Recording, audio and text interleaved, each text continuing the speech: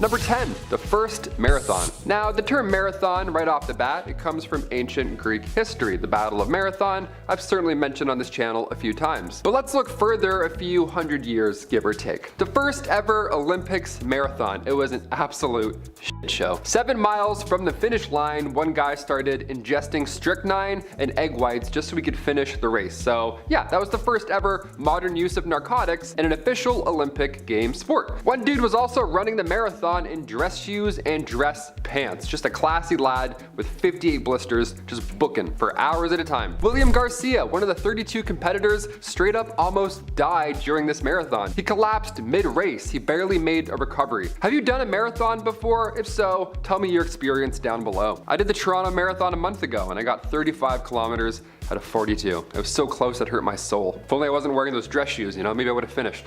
So close. Number 9, Unsinkable Sam. In our last video, I asked who likes dogs and who likes cats and yada yada yada. This one here, I'll give to the cat people. You get one. Cats have 9 lives. I'm a firm believer in this theory now. Unsinkable Sam was the nickname for a cat who survived several shipwrecks during World War II. His tale began aboard a German warship called the Bismarck. Yeah, also imagine that image right there. 2,200 soldiers just standing in a line, and then also this black and white cat that somehow snuck aboard. Nobody knows how it got on, but I'm pretty sure one guy does. He's like,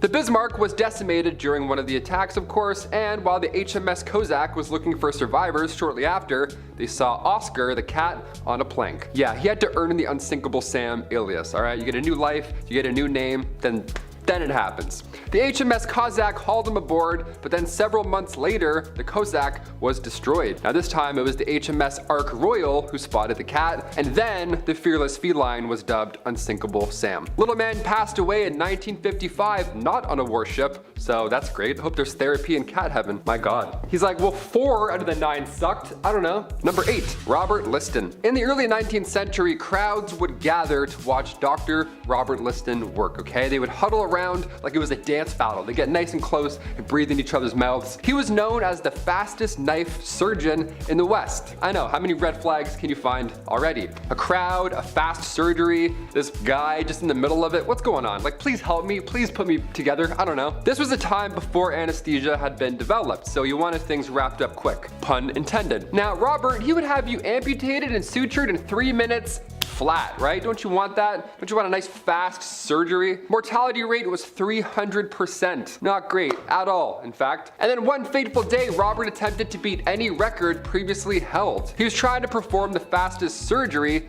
but during so, he accidentally cut off his assistant's fingers as well as the patient's leg. So, I don't know what the guy's doing with his arms, but you're like, buddy, slow down. We got more than 3 minutes, it seems. He also hit somebody else watching by accident, you know what I mean? Remember how I said crowds would gather, the old surgery crowd? This is why you don't stand too close, okay? It's like crump battles. You get too close, you're getting nicked by something. Either Robert or some guy in Tim's.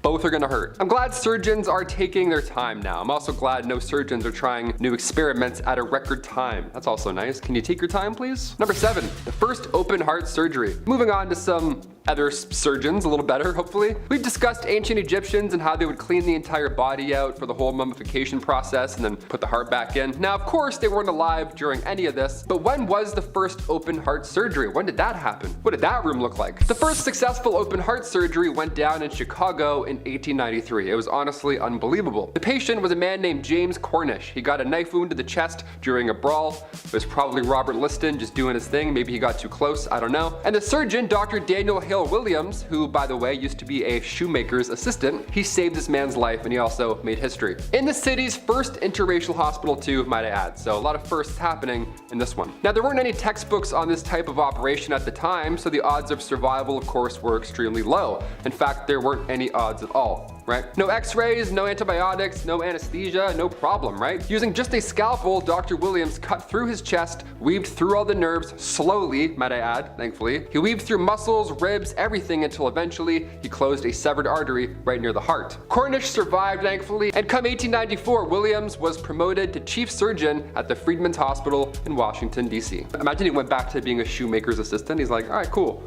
Now I want those shoes. Number 6, the Pfizer fine. When we think of the name Pfizer now, there's obviously mixed feelings, pun intended. But back in 2009, before they were making cures, they were paying some hefty fines. The world's largest pharmaceutical company had to pay a record-breaking fine. They had to pay $2.3 billion in criminal and civil penalties over unlawful prescription drug promotions. Now included in this mighty slap on the wrist was a $1.2 billion criminal fee. Now if that didn't sound bad enough, in the agreement was also a criminal forfeiture of $105 million. So you're paying and you're also getting more stuff taken away. It's all bad. This was the fourth time Pfizer got charged with this magnitude in a decade. They were on a pretty bad streak. What got them in hot water in the first place is that they would promote their products at resorts, right? They would invite doctors to these meetings, give them golf, massages, whatever. They would pepper you up nice so that you were Team Pfizer by the end of the trip. And you were all tanned. You looked nice, right? FBI Assistant Director Kevin Perkins says the corporate giant was blatantly violating the law and misleading the public through false marketing claims. Number 5.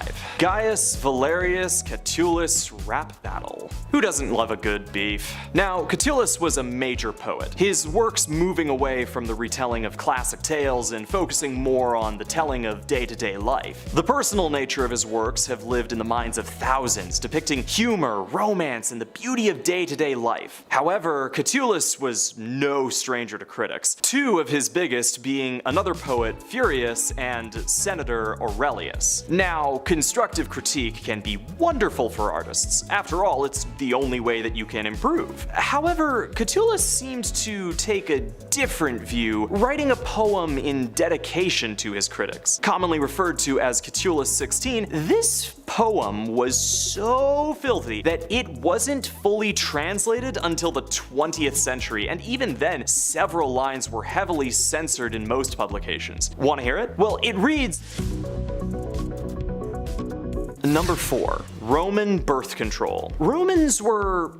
well, they got around a lot. Now, unless you want to deal with the immediate consequences of a whole lot of lovin', you've gotta figure out a way to stay safe. Picking up condoms from a shopper's wasn't really a thing, and Plan B hadn't been invented yet, so what was the plan? Well, it turned out that the Romans had discovered an herb called silphium, which supposedly had contraceptive properties. Whether or not that's actually true remains to be seen, specifically due to the fact that you can't find it anymore. That's right, the Romans were so raunchy and silphium was so popular that they caused the complete extinction of the plant, the last stalk of it reportedly being given to Emperor Nero. Now in 2020 there has been a theory presented that there is a similar herb, or a relative, found in Turkey, and it could be the surviving relative of the plant, but to this day not a sprig of silphium has been found. Apparently it looks like a heart though. Aww, ecological devastation. Number 3. Roman baths. The terms made its way around. Roman baths are synonymous with the country and culture as a symbol of civilization. But you've listened to enough of this list so far, so you can probably figure out where this is going. See, while Romans were known for their hygiene, urine laundry aside, they were usually pretty nasty when it came to bath time. Soap wasn't really a thing, so the baths were basically just huge vats of oil that they just slather up all in there. Now these oils were perfumed, but they were also reused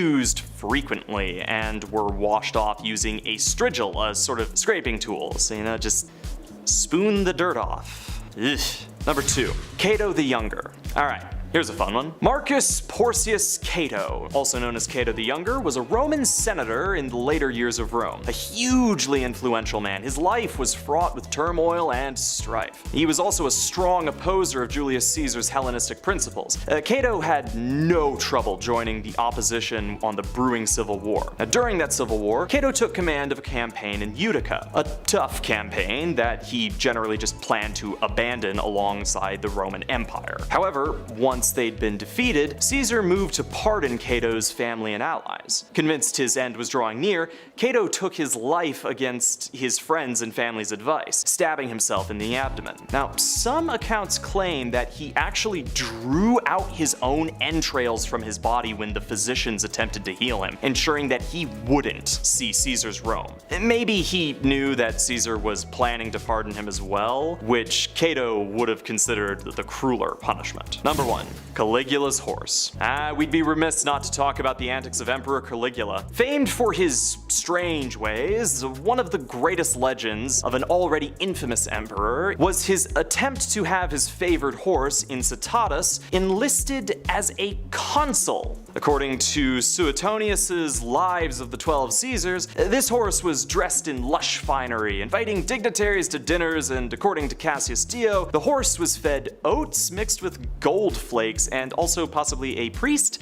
Now, a lot of this is left up to debate, and a number of historians will argue that this was nothing more than a prank at the expense of the Senate. While never officially made a consul, this horse has lived on in infamy, inspiring a number of fictional depictions in modern media, including the metal band Caligula's Horse. Regardless of the official status of the horse, the truth seems to be that this was nothing more than an attempt to mock his senators, but what a method of mockery. Starting off this list in our number 10 spot, we have the Holodomor. This event was a man-made famine that took place in Ukraine from 1932 to 1933 and was orchestrated by the Soviet government under the leadership of Joseph Stalin. It was a deliberate policy to force Ukrainian farmers to give up their crops to the Soviet government in exchange for fixed prices that were often below market rates. Stalin intended to break the resistance of the Ukrainian peasantry to Soviet collectivization and to suppress Ukrainian nationalism. As a result, an estimated 3 to 7.5 million Ukrainians died from starvation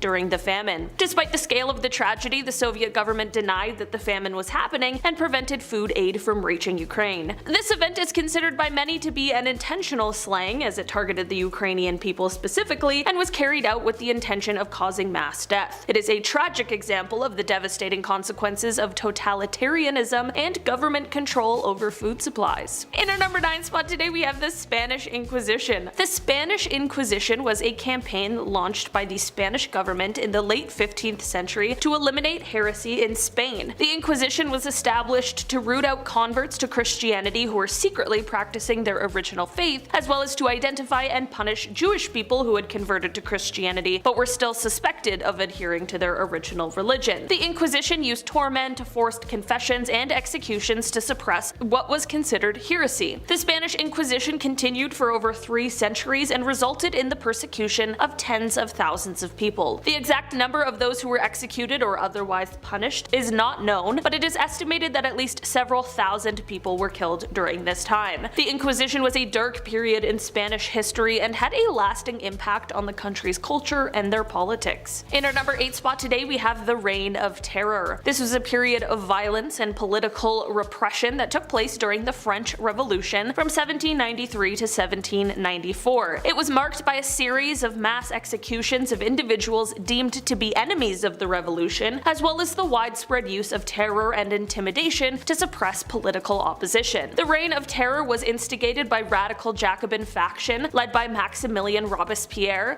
who sought to defend the revolution against perceived enemies both within and outside of France. During this time, an estimated 16,000 to 40,000 people were executed, including many who had been prominent supporters of the revolution. The Reign of Terror came to an end in July of 1794 when Robespierre and his closest associates were arrested and executed. The Reign of Terror was quite a dark chapter in French history and left a lasting legacy of fear and violence in the collective memory of the French people. In our number 7 spot today, we have the Trail. The Trail of Blood is a term used to describe a series of killings and human rights violations committed by Brazilian cattle ranchers against indigenous people in the Amazon rainforest in the 1980s and the 1990s. The violence was driven by the expansion of the ranching industry, which required the clearing of large areas of forest for grazing land. Indigenous communities and isolated tribes who lived in these areas were often seen as an obstacle to this expansion and were forcibly removed or killed. Many of the killings were carried out by people who were hired, known as pistoleros, and they operated with the complicity of local government officials. The violence led to the displacement of thousands of indigenous people and the destruction of their traditional way of life. The Trail of Blood has been a major issue in Brazilian politics and has sparked international outrage and calls for greater protection of indigenous rights and the Amazon rainforest. In our number 6 spot today, we have the Great Chinese Famine. This famine was a catastrophic period in Chinese history that lasted from 1958 to 1962 during the leadership of Mao Zedong. The famine was the result of a series of policies including the Great Leap Forward, which aimed to rapidly modernize China's economy and agriculture. These policies resulted in the collectivization of agriculture and the forced requisitioning of crops, which led to a significant decrease in food production. In addition, environmental factors such as floods and droughts only exacerbated the famine. It is estimated that anywhere from 15 to 45 million people died as a result of the famine and related policies, making it one of the deadliest famines in human history. The Chinese government under Mao Zedong denied the existence of the famine and prevented food aid from reaching those in need. The Great Chinese Famine remains a tragic reminder of the devastating impact of misguided government policies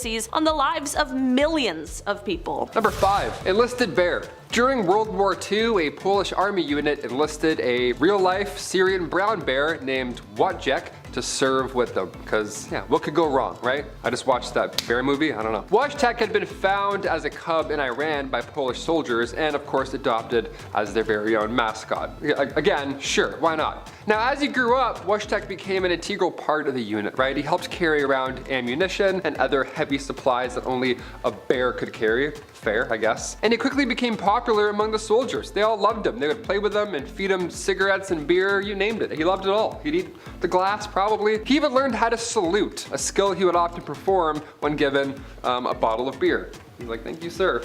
And he'd open it on his nails. So scary, so scary. Wojciech's presence helped boost the morale of soldiers, and he became a beloved symbol of the unit's fighting spirit, because why, of course he did. After the war, Wojciech was demobilized along with the rest of the unit, and then he spent the rest of his life at the Edinburgh Zoo in Scotland, where he continued to be a, of course, popular attraction. He's like still saluting people and stuff. They're like, it's all good, man, it's all good, you're safe now, you can chill. Today, he's still celebrated as a symbol of the bond between animals and humans in times of war. That's crazy. They got a real life bear to do that. It's terrifying. I just watched a movie about a bear doing some crazy stuff with some illicit substances, and it seemed way scarier than that somehow. Number 4.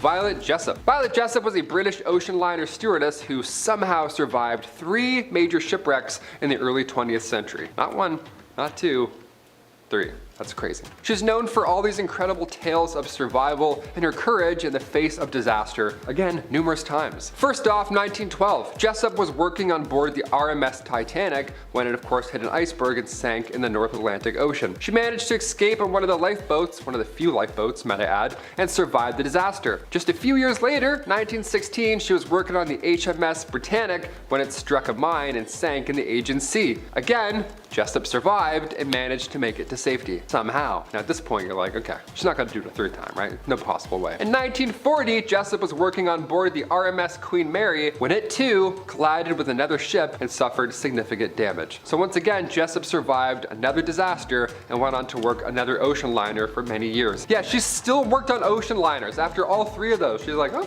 it is what it is. Like, what? Are you kidding me? Jessop's incredible tale of survival has of course made her a legendary figure in the history of ocean travel and a symbol of courage and resilience in the face of disaster. I'm baffled by this, that's crazy. You think after the 2nd one you definitely quit, right? Incredible, incredible. Number 3, the Dybbuk box. I don't like haunted items. This one here, definitely a haunted item. My ears are draining as I'm doing this, so I'm like, ah. It's getting louder all of a sudden. This small wine cabinet got some attention after being sold on eBay back in 2003. Yeah, remember eBay? Me neither. The box was purchased by Kevin Mannis. Now, shortly after, he claimed that said box was haunted and had caused him and his family to experience a series of horrifying events and health problems. And of course, paranormal activity. How do you sell that? Hey, want this?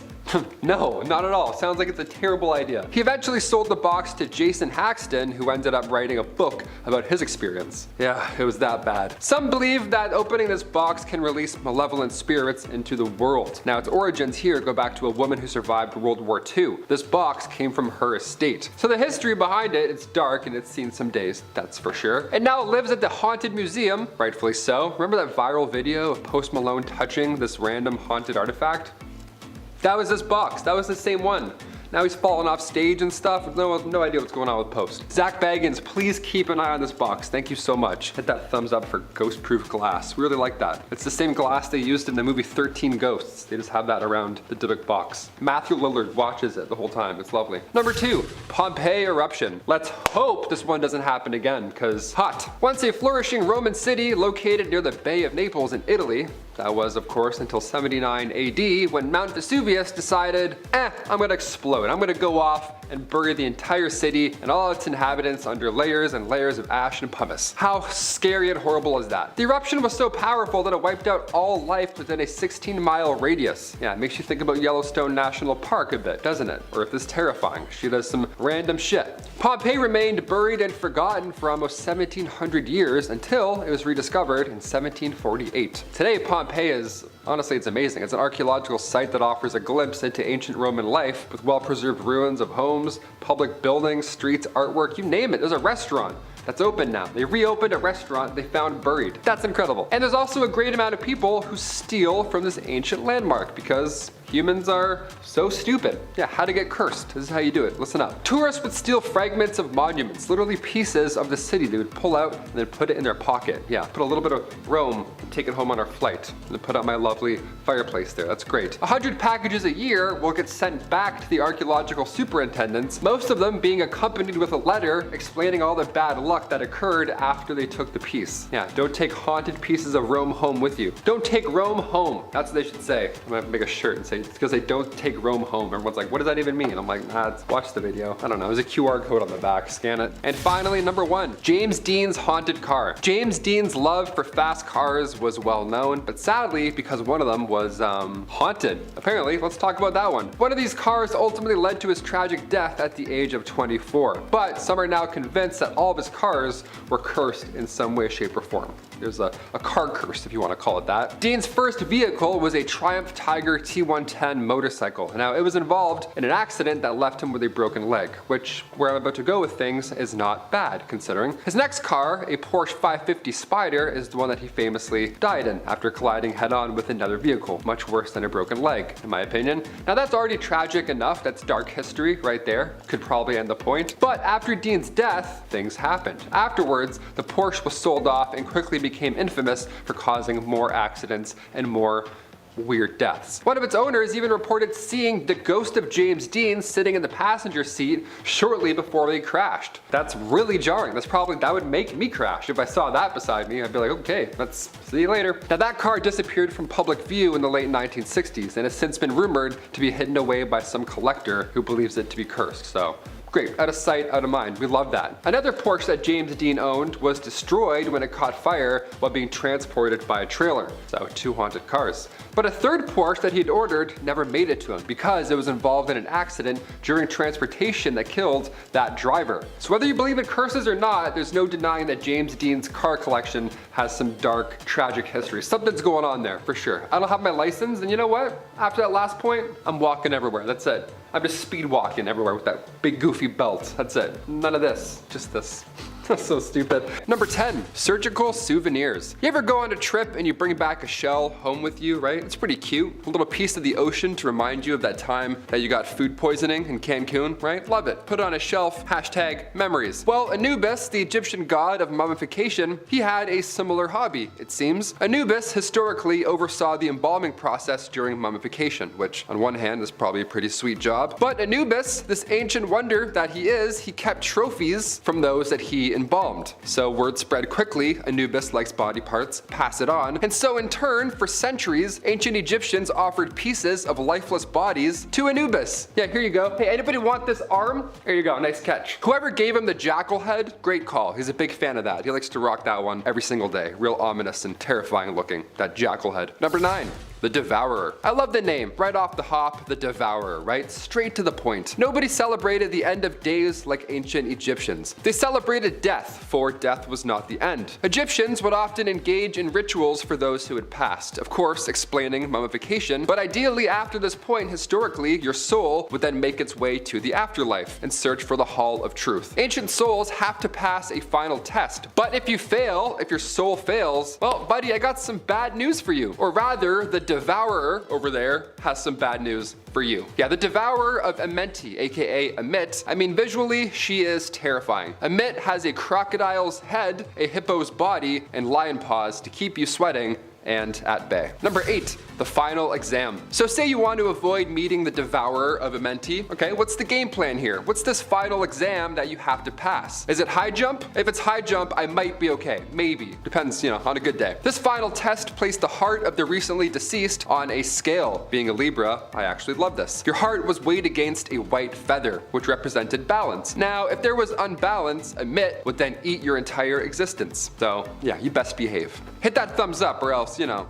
Number 7, first for everything. Egyptian gods created other Egyptian gods in creative and beautiful ways. Egyptian mythology says the first ever god, Ra, was born out of the sea. Ra, or Autumn, was eager on having children and creating other gods. But without a partner, and being alone in the universe and all, the process can be quite difficult. It's a lonely road being a god and all, so mythology also shows that Ra did end up having children. He created Shu, the god of air, and Tefnut, the goddess of moisture. But in order to do so, Ra had to breed with his own shadow. Yeah, his shadow, like Peter Pan, you know what I mean? And in order to give birth, said children were spat out of Ra's mouth. That's pretty bad. That's pretty crazy, but it's still not as crazy as a seahorse giving birth. Yeah, I'd rather witness Ra giving birth out of his mouth than a seahorse any day. You shoot them out by the millions. Number 6, the Lady of Terror. If Ra has you shaking in your boots, wait until you hear about the Lady of Terror. Okay, again, great name. Sekhmet is a lion-headed goddess, so again, appearance-wise, pretty jarring to come across. Now, this goddess got the nickname by controlling diseases. Now, on paper, that sounds like something we could definitely benefit from. But Sekhmet could also spread pestilence and plagues against anybody who pissed her off. So, yeah, not ideal. Imagine if your ex could control plagues and pestilence. You know what I mean? Wouldn't be a good time. You'd be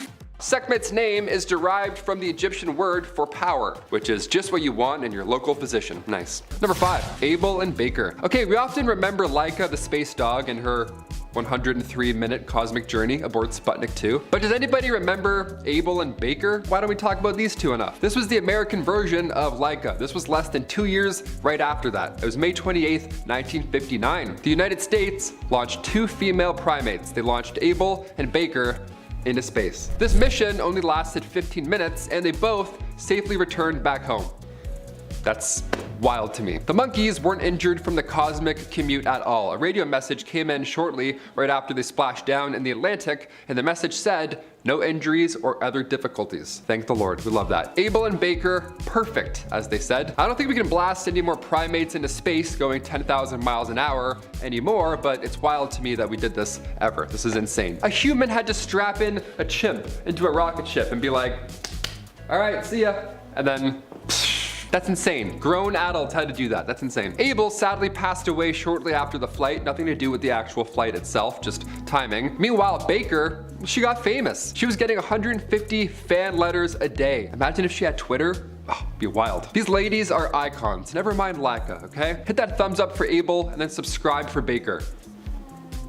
They went in space. That's crazy. Number 4, asteroid redirection. Speaking of space, this one has Michael Bay written all over it. I can't wait. I'm pretty excited for this project. I can't even catch a baseball with my hands. You're telling me NASA is gonna catch an asteroid hurling through space? This is the future. We've arrived. NASA landing on an asteroid is one thing. Sure, that's, a Michael Bay movie. But their asteroid redirection mission, that's a whole nother level. This coming Monday, as in like 4 days from now, I don't know, NASA is gonna broadcast its first attempt to modify the orbit of an asteroid, hurling through space.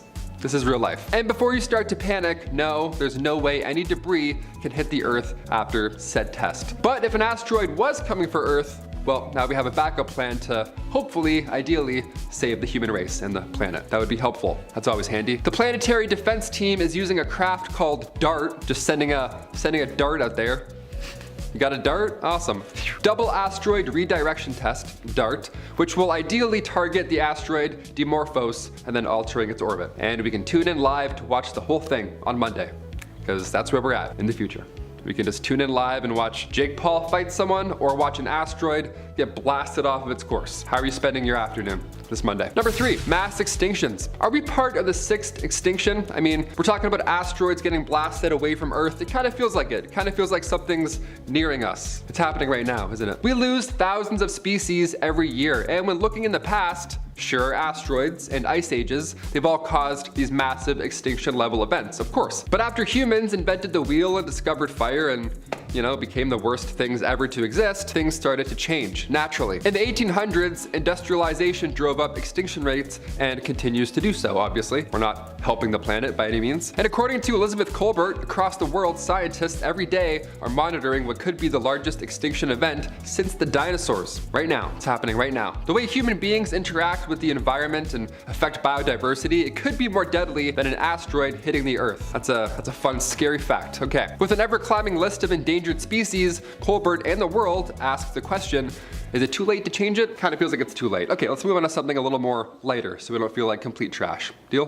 Deal. Number 2, relaxative. Okay, so right off the bat, the Victorian era was a little messy. I'm sure you've figured this out by now, but these messy illnesses were putting a lot of pressure on medical practitioners back in the Victorian day, so they were desperate for new treatments. Sometimes I laugh at Victorian medical treatments, but they tried. And they also achieved many medical breakthroughs, one that I saved for number 1. But when it came to handling chickenpox in the Victorian era, that wasn't our finest hour. No, we didn't figure that one out, I don't think, right off the bat. Chickenpox in the Victorian era was being treated by using laxatives. Yeah, just let that sink in for a second. I have chickenpox. What should I do, doc? Just go take a shit.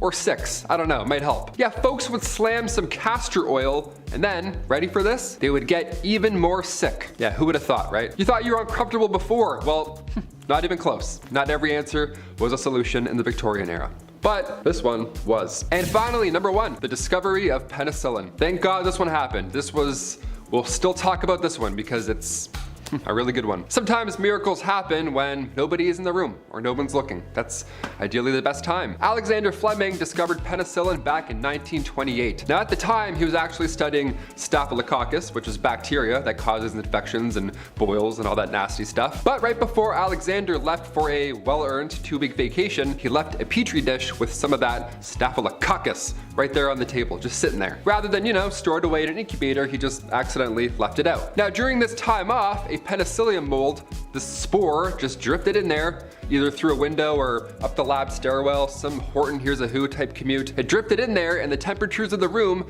and the lack of one Alexander Fleming allowed for the mold to fight back. And then miracles literally happened. It then prevented that bacteria from growing anymore. So he returned and discovered this antibacterial substance was only produced by strains of penicillium. So now we have a solution that isn't a laxative. You know what I mean? Now we have some things that help us out medicinally. Yeah, we got asteroids, some medicines, some horrible history, some dark tragic events. We got it all on this list, really. I don't know how to tell you that. Number 10, Roman laundry detergent. So my washing machine broke this past week, which was a pain in the neck. Worst thing about it was that it broke in the middle of a load, so I had to wash the rest by hand, which made me glad we have washing machines at all. However, the Romans were a little more simplistic with their methods of cleansing the cloth. Apparently, vessels were set out in the streets of Rome for anyone to just walk up to and relieve themselves into, and once full, they'd be taken down to the local laundromat. From there, workers would mix the vats with water and pour the combo onto their patrons' clothes, proceeding to stamp the clothes until clean? Yeah, sure, clean. Number 9, the fall of Drusus. In the case of historical poisonings, it's hard to determine whether or not they were actually poisoned or just died from being old. It's usually that they're old. But in the case of Drusus, the evidence was a little bit more clear. See, Drusus Julius Caesar was set to be the heir to Tiberius due to familial relations. His buddy Sejanus would have normally been the one to get the title, but blood is thicker than water. As a result, Sejanus tried to marry his daughter to Drusus' son, but that fell through. Sejanus was still determined to become the heir to Tiberius by whatever means necessary. This led to the two infighting frequently, and Sejanus eventually managed to seduce Drusus's wife, Livilla, who aided him in poisoning her husband, slowly killing him in a way that appeared to be natural, and he got away with it. Sejanus continued to rise to power until his sudden and brutal execution, which was later revealed to be due to someone leaking the truth about his rise to Tiberius. Man, this just needs to be a telenovela. Number 8. Decimation. You've likely heard the term before, used to describe the impact of some tragedy or another. However, the word actually has its roots in the Roman military, though its origin is a little different from how you might imagine. See, as I'm sure you know, the Roman military was infamous for its discipline and strategy. But if you've ever worked in any space with more than 10 people, you know it's hard to keep everyone in line. So how did the Romans do it? Simple. If one squad member screws up, the entire unit gets the punishment. Decimation roughly translates to removal of a tenth. The cohort would be divvied up into 10 groups, and each group would draw lots. The group with the shortest straws were then executed by the other 9 by whatever method was determined by their commander. The 9 of the surviving groups were then made to survive off barley, and if they had to relieve themselves, it would be outside of the camp's security. You know what? Maybe the military life just ain't for me. Number 7. The Crassus cocktail. I love a good drink at the end of the day. Just getting a little mix here and there, it's just so fun. Ooh, if it's good, man, just caps off a hard day of work. It seems like Crassus was a man of similar taste, a general and a statesman who'd earned the title the richest man in Rome. Dude ran a bunch of wars, serious campaigns, and his last was against the Parthians, primarily because he was just kind of bent out of shape that the other generals were outshining him in the field. Unfortunately, Crassus's forces were absolutely slaughtered, and when his son Publius ended up being one of the casualties of war, Crassus went to parley. Negotiations went sour, and he and his entire party were wiped out. Apparently, after such a rough day, the Parthians figured that Crassus could use a little something to take the edge off, so they had him take a sip of molten gold. Fun fact, the melting point of gold is about 1064 degrees Celsius. Yeah, that'll have a kick. Number 6. The fall of Emperor Valerian.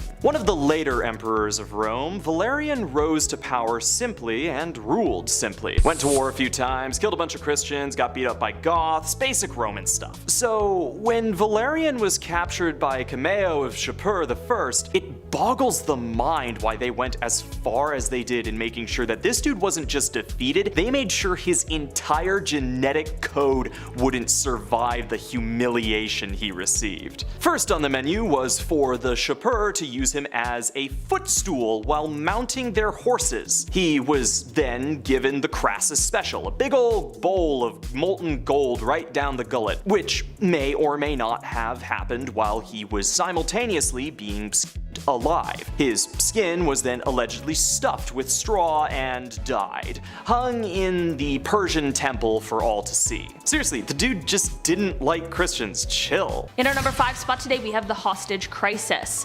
In 1980, America saw Ronald Reagan win the presidential election over former President Jimmy Carter, but there was a crisis going on that was taking the attention of Americans everywhere.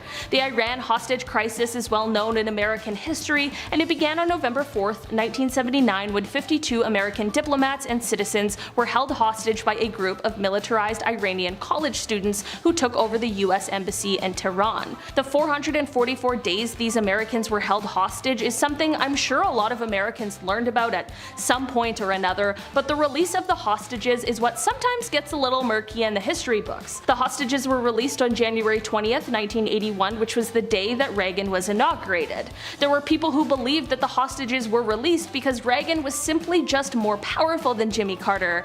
Basically what I'm trying to say is that Reagan received a ton of credit for the release of the hostages, but truthfully, it barely had anything to do with him. The Carter administration had been attempting to negotiate with them for months, but they hated Carter because he had provided aid to the former monarch of Iran and had also failed an attempt to rescue the hostages before. So while they certainly were released on Inauguration Day, it had way less to do with Ronald Reagan and more to do with them just absolutely hating Jimmy Carter. In our number 4 spot today, we have the zombie virus. I know The Walking Dead is a popular series, but none of us dream of living in that world.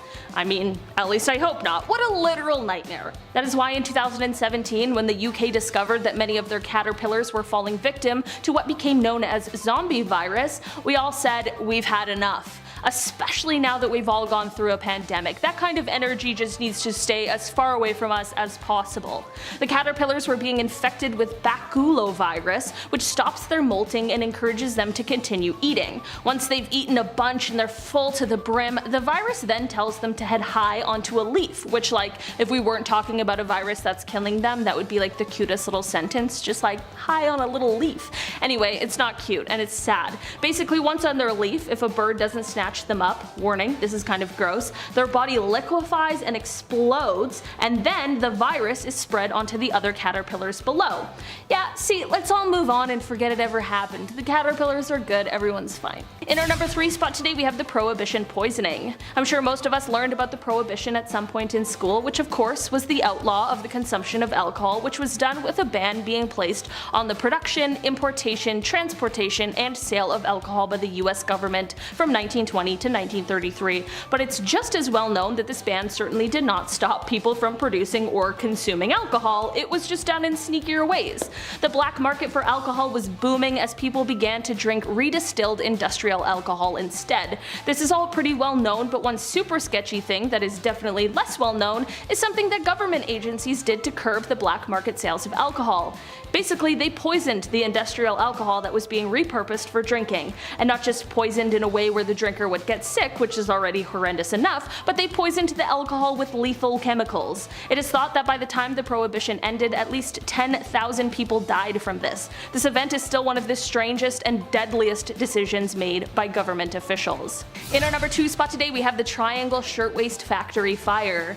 New York City's Triangle Shirtwaist Factory Fire in 1911 was an unbelievably terrible incident that led to changes being made for factory workers in America.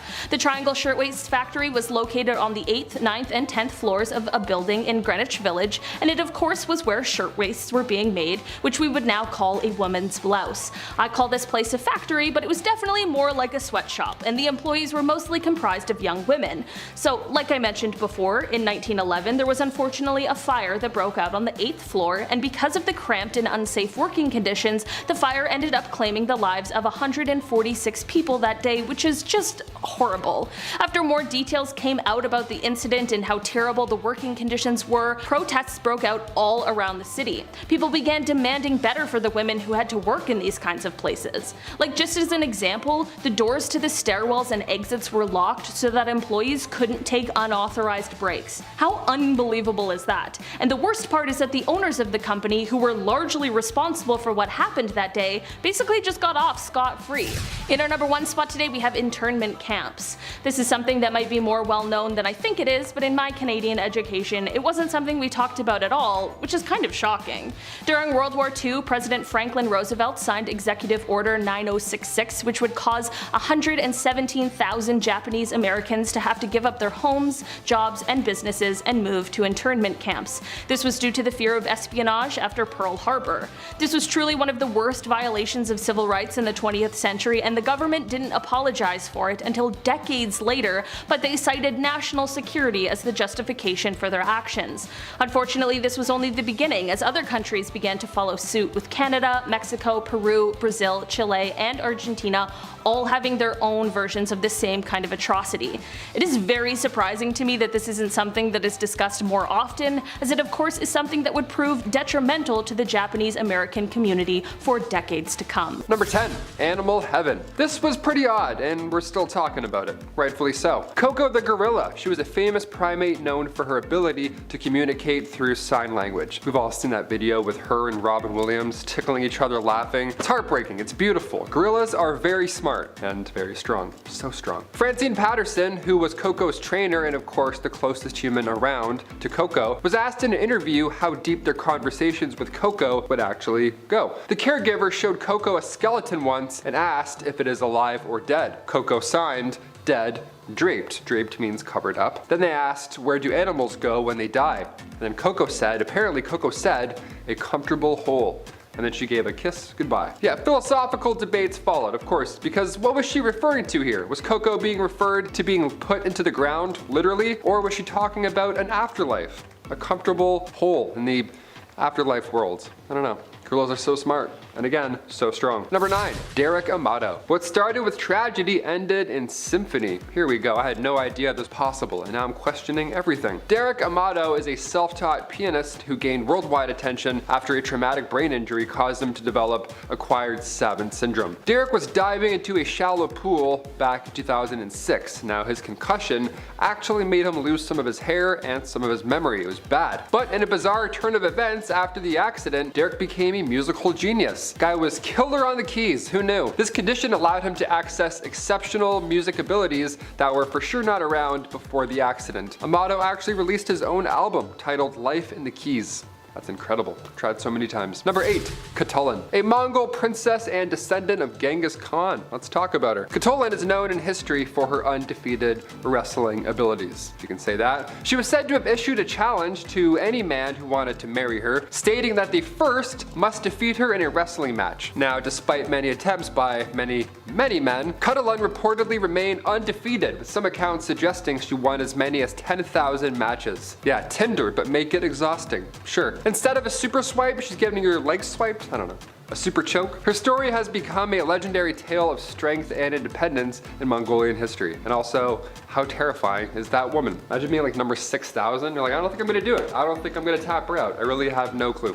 Number 7, Hector. I'm not referring to the Greek hero Hector. No, not this time. Not this time, Bumblebee. No, I'm referring to the cloud that was named after him. Yeah, we're talking about clouds now because, why not? Hector is a famous cloud formation that appears in the Tiwi Islands of Australia. Now, the cloud appears from September to March every single year, every single day, which is terrifying. What's going on here? The area's unique weather patterns are quite the spectacle. The name Hector's thunderstorm, or simply Hector, which I'm more fond of, that name also comes from a powerful storm that struck the area back in 1930s. A World War II pilot named it Hector, and that's how memorable it was. It's still going strong today. Yeah, today, even right now, I guess, yeah, Hector is still going. Tomorrow, Hector's gonna disappear. It's the last day to catch Hector. It's right now. Go get your last minute views in to Hector. That's crazy. I didn't realize that was today. At this point, he's a popular tourist attraction. Visitors can go and take boat tours to witness the spectacular lightning displays surrounding the storm. Me personally, I want nothing to do with that. I watched Nope recently, so no, this one freaked me out. I don't like clouds that show up on the regular. I don't know. Clouds with a schedule, I'm all set. This next one here, kind of the same kind of thing. Here we go. Number 6, medieval sky battle. This might happen soon. I don't know. Aliens, who knows? Short and sweet, this one. This looks like the inside of my old high school locker, first of all, but this is actually medieval art. This Nuremberg broadsheet shows us a battle, an Avengers level threat, really, if anything. This battle took place apparently on April 14th, 1561. It was an aerial battle involving, I don't know, globes, crosses, tubes, you tell me. I don't know what's going on in the sky, but Iron Man is nowhere to be found. These cigar-shaped UFOs have been breaking the internet recently, and I'm not gonna lie, they kind of look like what we're seeing in that medieval art. Maybe this is the same vehicle. Maybe it's the same battle. Maybe it's gonna happen again. People viewed this event as a divine warning. Yeah, obviously, you don't say. What else are you gonna call that? UFO is flying around, someone's like, I have a bad feeling, Abraham. I don't know, this looks a little odd. Number 5, the Prohibition era. The Prohibition era was a time where there were restrictions placed on the consumption of alcohol, which of course was done with a ban being placed on the production, importation, transportation, whatever portation, and sale of alcohol by the US government, all from 1920 to 1933. A real boring time. Not really, no one listened to it. Of course, this ban certainly didn't stop people from producing or consuming alcohol. It was just done in sneakier,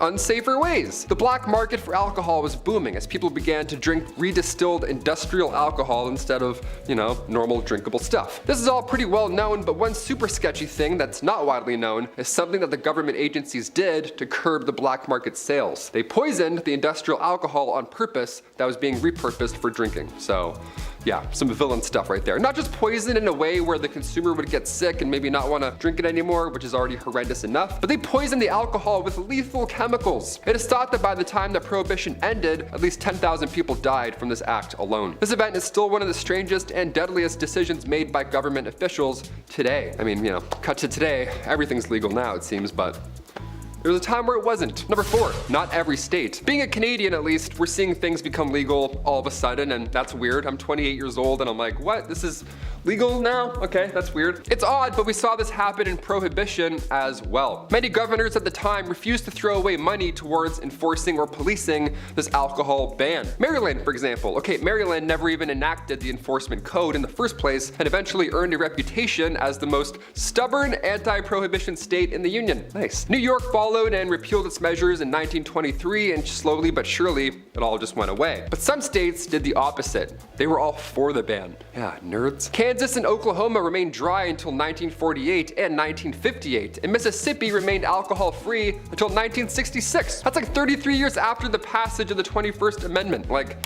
guy, can we click refresh? Can we move on? I'm very thirsty. Thank you. Number 3, the Kensington system. All right, Queen Victoria, let's talk about you a little bit. Victoria was brought up under the Kensington system, which if you haven't heard of it before, it's pretty awful. Yeah, I thought I was grounded growing up. This is Victoria's mother, Duchess Victoria of Kent, created this Kensington system to control her daughter's life. I mean, she literally isolated this child from friends or family members, you name it. Her mother did this all to keep her pure.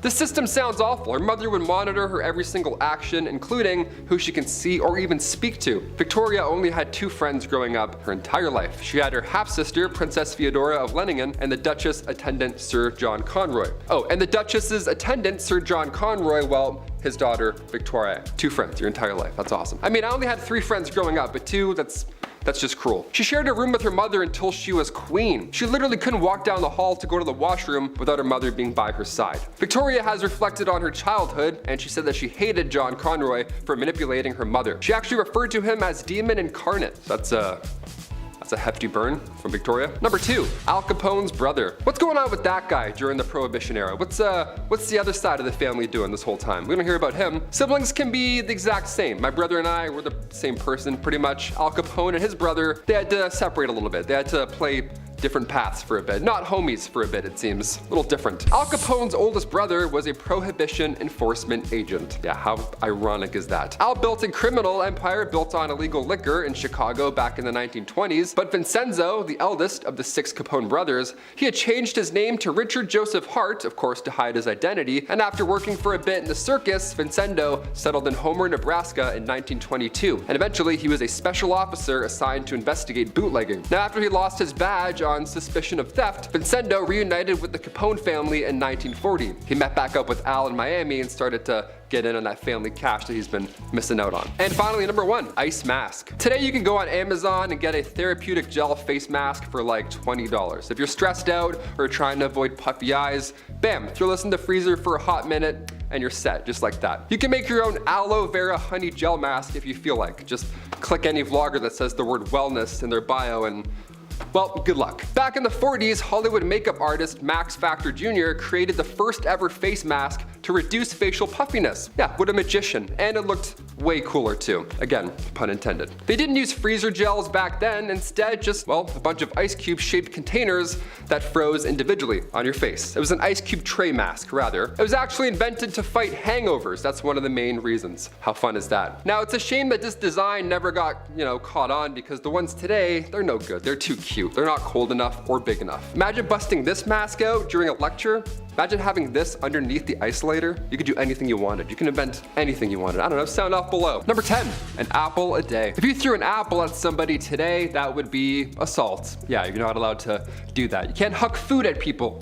Now, then, ever. Let's just not do that anymore. But in ancient Greek days, it was a little different, dare I say. The apple, back then, had quite the symbolism attached to it. The apple was sacred to Aphrodite. This was a symbol for the goddess of love. So, to throw an apple at somebody, that meant you were throwing your heart at them, right? How romantic is that? Just a nice apple with bugs in it. You're like, here you go, there's lunch. Ancient flirting, my friend. The more you know. Maybe those trees in The Wizard of Oz weren't mean. Maybe they weren't mean at all. Maybe they were just trying to express their love by throwing apples aggressively at everyone involved. Number 9, raining iguanas. Okay, we're immediately dipping back into the weird side of this list. Here we go. Back in 2018, this was wild. I read about this and I'll never forget. Lives rent-free right in my head. Florida got another odd headline. There you go, classic Florida. This time it was frozen iguanas falling from the skies. Yeah, how do you not pick up that paper, right? Florida got hit with a a massive snowfall, their first big one in 28 years. So these cold-blooded guys started to fall from suburban tree branches, right? They didn't see it coming at all. People were just walking to get groceries and iguanas are freezing and falling off trees right in front of them. The craziest thing is that they're just paralyzed. They're not dead, obviously. So later, they would come back to life after they, de-thaw. Sounds so zombie-like when you say it like that. They're just lying there and then all of a sudden they're like, what day is it? Was it a snowfall? Oh god. Winter has come. Number 8, the Philadelphia experiment. Okay, a little more darker. Let's do it. Perhaps one of the most bizarre tales when it comes to other dimensions. This one has credibility behind it. It pops up on my Reddit feed a lot, so I can't help but not talk about it. The 1943 Philadelphia experiment. This World War II conspiracy theory takes place on the USS Eldridge. This destroyer-class ship, so it wasn't small, it was quite large. A lot of people on board, a lot of heads, a lot of witnesses. And they were conducting on this ship these secret experiments in order to gain power over naval warfare, obviously at the time. Now, one of these experiments was to create this technology that makes the ship invisible on radar. That's the important note. It was supposed to be invisible on radar. But when the generators were fired up, the hull apparently lit up with this green and blue light. Then the ship itself actually disappeared. Invisible in real life, not just on radar. Boom, gone, just like that. It was then seen at a naval shipyard in Virginia before the same thing happened again, and then it appeared back in Philadelphia. Now this sounds a bit intense, but when you hear about the crew on board, it only gets worse. Some went mad after the dimensional dip, of course, while others had physical effects from this cosmic commute.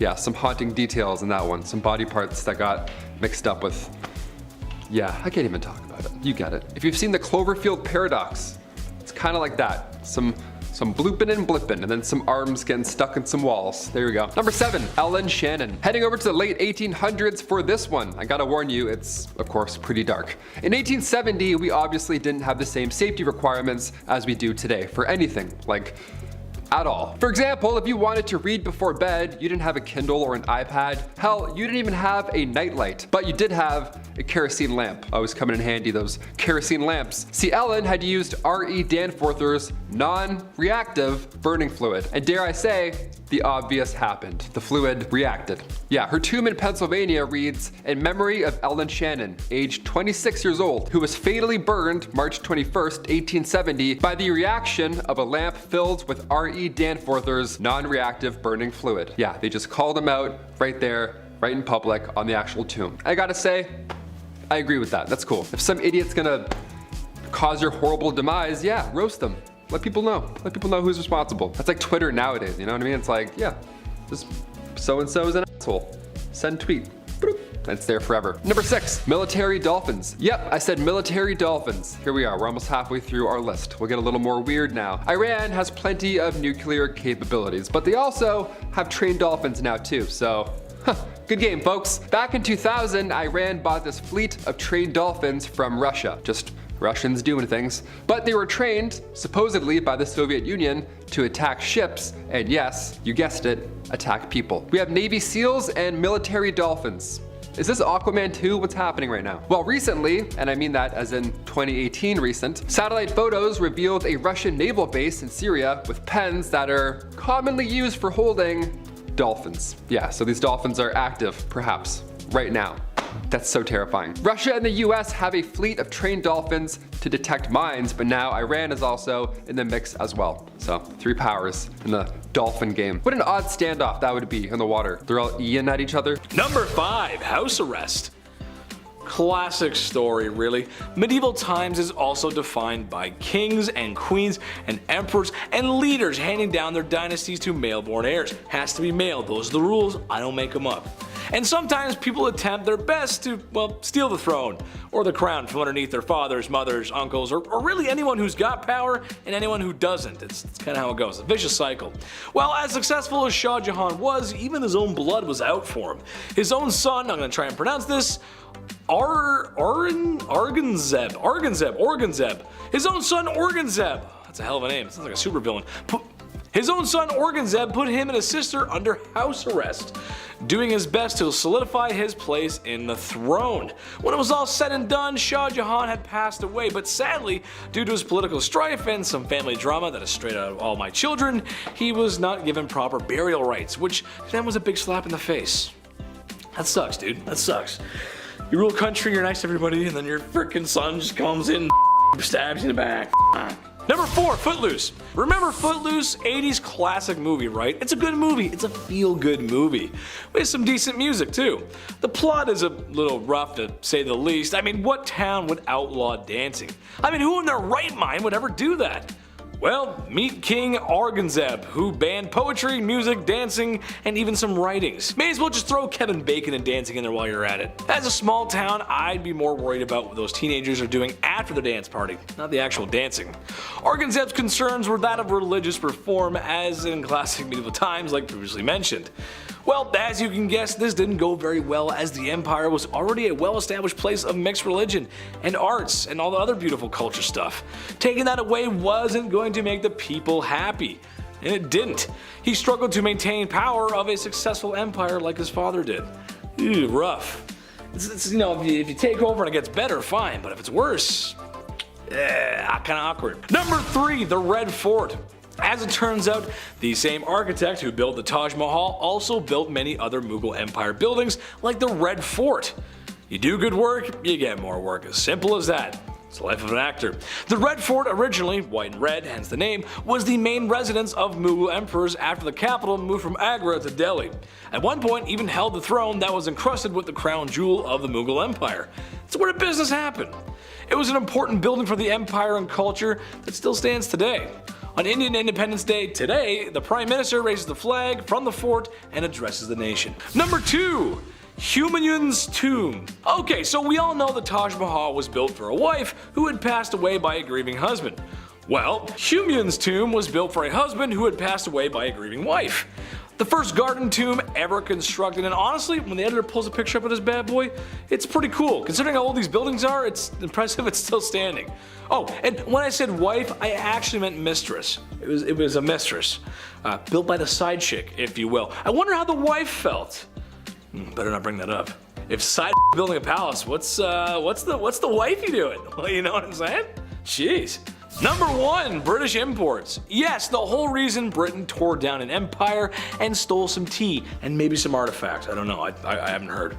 Or rather had some solid importation of tea coming in every month. Whether or not these farmhands were paid, well, you get the point, you know where I'm going with that. However, more interesting, and I thought I had to bring this up because it's just so cool, was textiles. It sounds lame, but it's really cool actually. Textiles, cloth, silk, dyes, you name it. Europe did a lot of trade with the Mughals, but Britain, of course, Britain wanted a cap on the market, as 95% of their textile goods actually came from the Mughal Empire. So it just made sense to own the whole thing. If you already got 95%, man, just take the whole thing, just take it, it's yours. Number 10, unproud history. Blame it on my Canadian education, dyslexia, or me just being an idiot, but it took me 3 times to read over properly Mughal instead of Mongol. Mughal, Mongol, Mughal, Mongol. It also took me a second to realize that I'm talking about India, not Mongolia. It's okay, folks. I'm just gonna drink some water and touch some grass. Help you, okay? Yes, the Mughal Empire. As it turns out, my confusion is semi-appropriate, as the Mughals were descendants of the mighty Genghis Khan, hence the Mongols. Makes a lot of sense now that you think about it. Turkic Mongols, to be exact. The Mughals were well aware of the Mongols' reputation and their history. Let's just say they weren't too proud of it. You can't blame them. However, they were more proud of their Tamir-sided heritage. Honestly, like I said, you can't blame them. It's kind of like your dad's side of the family, you know? They're okay, but everyone likes mom's side better. That's just how it goes. Number 9, Might of Ahoms. The Galactic Empire, the NCR, and the Mughals. What do all these large organized militaries share in common? They can all be defeated by a bunch of scruffy looking ragtags who spend too much time on mentats and in their X-Wings. All sci-fi jokes aside, the Ahoms were a tribal people who happened to live in the wrong neighborhood per se. Thing is, these guys had some serious grit, as in when dueling against the mighty Mughal Empire, they were not victorious once, twice, or 3 times, but a total of 17 times. 17, that's a lot. At a certain point, you gotta respect a group for kicking your butt that many times. At some point, you just gotta throw in the towel and say, hey, let them keep the land. They can have it. It's theirs. I don't need it. I don't want it. Number 8, smoke. Love it or hate it, smoking has been a part of life for a long time. Longer than you might think, actually. No, not the age of Marlboro cowboys and ads later telling you not to. No, hacking a dart of the past was a little bit different than getting mad at the Leafs when they're losing and you're having a break outside. Interesting enough, however, it's speculated that the hookah, or the shisha, was invented by one of the emperor's top doctors of the time. Naturally, this was something saved for the elite because, well, you can't have peasantry damaging their lungs, come on. They might need those bad boys after all, with all the work they do and stuff. Number 7, science and big booms. We've come a very long way in history, some might say too far. We've got cars, computers, and depending on who you ask, we've been to the moon. I say we have. It just makes sense. Come on, guys. I mean, come on. Obviously we have, because the moon is made of cheese, and that's where we get cheese, right? That's what my mom said. We eat cheese from there, right? Well, there certainly was no rocket ships back then, but the scientific advancement is what is to note here. The Mughal Empire was a big contributor of the Islamic scientific revolution, as there were many contributions in math, algebra, and other useful inventions. They were one of the first to use black powder. What does that mean? Besides fireworks, it means blam blams. And if you know history or anything about the time period, you know how important blam blams are. Part of the black powder empires, as they're called. Number 6, Taj Mahal. Husbands and wives. Marriage. Beautiful marriage.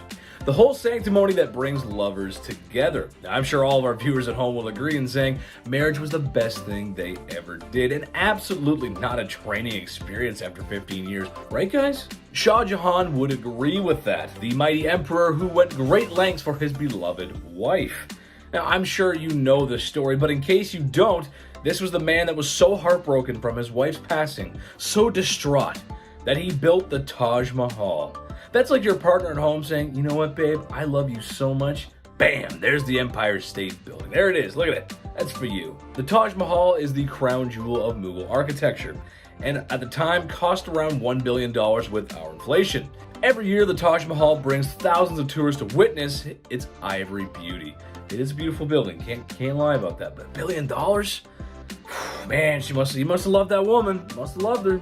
Goddamn. Number 5, no birds at the funeral. If you ever want to liven up a funeral, try bringing a parrot. They love to heckle, turns out. Former President Andrew Jackson, he passed away a long time ago. He passed away in 1845. Now, it's important to note that he passed away before his pet did. He passed away before his pet parrot died. So the parrot, of course, attended the funeral, right? How lovely, right? I bet after I said that, you said, oh, maybe you gave it a thumbs up, maybe you subscribed. Good stuff going around, right? It's lovely. Thing is, the parrot loved to swear. Yeah, he had a few curse words in his back pocket. This parrot actually heckled so much during the funeral that they had to remove it. How epic is that? Got kicked out like it was a comedy club. They're like, all right, put your wings behind your little bird neck, we're out of here. Number 4, illegal pedestrian crossing. I see this far too often living in the city. Toronto is wild for this. It drives me crazy. People jaywalking. Looks like there's not a truck coming your way. They do that little wave, a little smile, a little weird walk, and they just go wherever they want. Middle of a Toronto intersection, they're like, hey, I'm 92, see ya.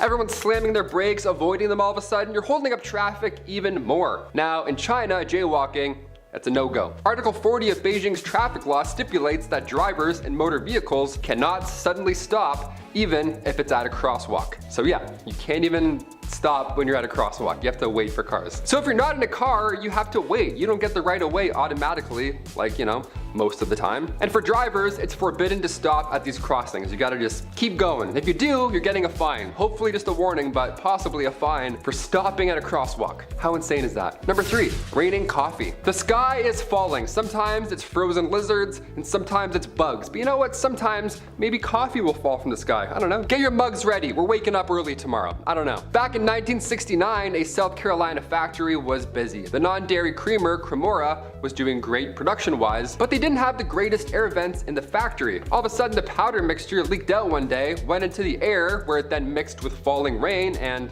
voila. Now we have double doubles falling from the clouds. Now we have a really odd rainfall. Chester, South Carolina. It was the day we woke up to coffee goop on our lawns instead of dew. That's memorable for sure. The company ended up paying a fine of $4,000 for allowing their product to be released from the plant. Could have been worse. Could have been a lot worse. Could have been a spider factory. I don't know. First thing I can think of. Number 2, they can't stop all of us. Remember that Area 51 raid that went down back in 2019? Months of planning, gathering heads, planning trips, renting cars, all to get everyone out to Nevada. Everyone was determined to find out the truth about aliens. It was a big raid where everyone planned to overthrow every Area 51 guard. So, did it work? What ended up happening there? I forget. Everyone! We're not here for photos!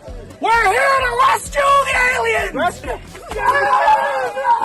Yeah, okay, it didn't work. Turns out a handful of gamers can't overthrow a government military base. Who knew? Shoot, maybe next time, I don't know. So what was the goal here? 1.5 million people signed up to storm Area 51 in 2019, but this wasn't the first time something like this happened. Back in the 1950s, the public also wanted answers. It was June 17th, 1959, and the Rizzo Evening Gazette published a story with the headline reading, "More flying objects seen in Clark sky." That's pretty alarming. Then the paper went on to describe how Sergeant Wayne Anderson, a local sheriff, was one of many who spotted what the paper described as an object bright green in color and descending towards the earth at a speed too great to be an airplane. Yeah, I just watched Jordan Peele's A Note. Couldn't have done this list at a better time if you ask me. What did they see? It was green, it was close, was it Optimus Prime just coming to say what's up? I need answers, folks. And finally, number 1, tombstones ashore. Here we go, death is calling. Back in 2012, the world thankfully did not end, but if you believed that it was going to, this definitely would have freaked you out. Back in May 2012, 2 friends were on a nice beach walk right on the coast of San Francisco's Ocean Beach. Now, when all of a sudden something that looked like a fridge started to crash through the waves and then onto the shore. Now it turns out it was not a fridge. That would have been lovely. It would have been a nice surprise. Just some fridge goods popping out from 1976. It turns out it was a massive tombstone from the year 1876. It was a little more haunting than a fridge. The tomb originally belonged to Emma Bosworth, and then just 1 month later, another stone was found, this time with a different name. Of course, that'd be weird if it was the same name again. And then another one, and then another one. So what's going on here? The next tombstone belonged to Delia Presby Oliver from 1890. But the condition that they were in also, these tombstones, they looked brand new. You probably expect as I'm describing this that they're all old and broken apart. Nope. They're all pristine, even more haunting, almost. I don't know. These tombstones came from the Laurel Hill Cemetery after it had shut its gates in 1940, so the headstones were then used as a makeshift seawall. If you ask me, that's a little rude. Your uncle's tombstone just covered in barnacles like he's Davy Jones? No thanks. Pop that out, put that back, draw that out. Kicking off the list at number 10, dark dining.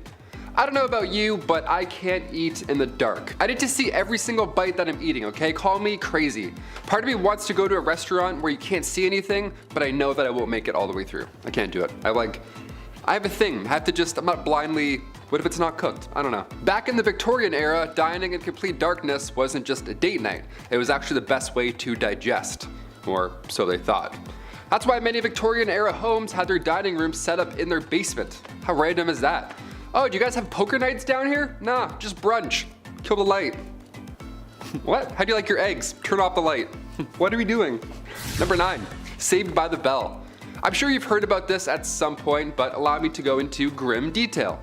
In the late 1700s, cholera, bacterial infections, everything bad, you name it, it was all spreading. Not an ideal time to be alive. Many were biting the bullet at this time, of course being gravely ill, but with this came a dark trend. The safety coffin. Yeah, we had the safety dance, now we got the safety coffin. Here we go. These coffins, I mean, God forbid you were buried alive, these safety coffins would allow the dead to rise again and exit said coffin. A lot of these coffins have extra comfort on the inside and, of course, a wire. This wire ran through the coffin, through the ground, and attached to a bell on the outside. So if a passerby heard it, one, that would be so scary, but if they heard it, they would know something's up and they would help them out. Folks would get creative with their safety coffins. For example, a man named Robert Robinson from Manchester, he passed in 1791, but he instructed his family and watchmen to open the special door on his casket, revealing a layer of glass. Now, if anybody were to see condensation, he could then be removed. Patent number 81,437 was actually granted to Franz Vester in 1868. It was an improved burial case, a real patent. This was a real coffin. This is crazy. This one had an air inlet, a ladder, and a bell. All three, there you go. The description of the patent says, if too weak to ascend by the ladder, he could ring the bell, giving the desired alarm for help, and thus save himself from premature death by being buried alive. Nice. You thought you died. Psych, climb this ladder. There you go. Good luck getting out. Now you're in an escape room. Enjoy. You only get 2 hints. Like a little walkie-talkie. Hey, how do I get out of the coffin in room B? Number 8, No Air. Now that song's gonna be stuck in your head. Jordan Sparks, a classic. Since we're on the topic of safety coffins, I had to include one more. Maybe 2 more, I'll never tell. This one is fascinating. The science involved here was honestly impressive. There was the classic wire and bell method, but the more sick people got, the more creative they had to become. Like for example, patent number 268,693, John Krischbaum's device for indicating life in buried persons. Yeah, an 1882 classic, we love this. We got the iPod Nano, they got the device O Life. Nice. Upon first glance, you may think this is some type of medieval punishment, whatever, but really this device detects movement whilst providing much needed air. Now you obviously can't have a hole in the ground or else rats will make your real demise much worse than suffocating, right? So John's device here, as per the disclosure details, is that if the person buried should come to life, a motion of his hands will turn the branches of the T-shaped pipe upon or near which his hands are placed. A marked scale on the side of the top indicates movement of the T, and air will then passively come down the pipe. Once sufficient time has passed to assure the person is dead, the device can be removed. Yeah, imagine waking up with this in your hands. I wouldn't be calm enough to turn it and then breathe in a passive amount of air. No way, there's nothing passive about waking up in a coffin. Number 7, bad hair day. Okay, you want it messed up? Let's do messed up. Hope you're not eating any food right now, especially not eating in the dark. 2 red flags. Okay, the Liverpool Daily Post back in 1869 had readers invested on this fateful day. Right on the cover it read, a 30-year-old passed away in the village of Lincolnshire. Now at the time, that's not far off from average life expectancy in the 1800s. But this case was odd. Everyone wanted to read about this. This case was noteworthy. It was important that folks understood what took this young lady's life. Doctors asked the family if they can carry out a post-mortem, and lo and behold, they found a 2-pound solid chunk of hair sitting in her stomach. 2 pounds. Ugh, that's what happened. That's how she met her fate. That's horrible. This ball of hair caused an ulceration of the stomach and ultimately caused her death. The woman's sister did note that over the last dozen years or so, she had casually been eating her own hair. So at this time I say, if you know anybody eating hair, send them this link. It's not a good idea. Cut that out. Stop doing that. Number 6, the Great Famine. Weird time to talk about a famine after the hair incident, but okay, here we go. Back in 1845, a potato crop that a lot of the Irish population relied on was no longer available. This was huge. This is bad history right here. A group of microorganisms wiped them all out, and in result, around 1 million folks died or had to leave. It was draconian law at this point and British ruling that made the exported food hard to reach people. This famine led to Irish independence and anti-union movements. Historical, definitely. Messed up? Absolutely.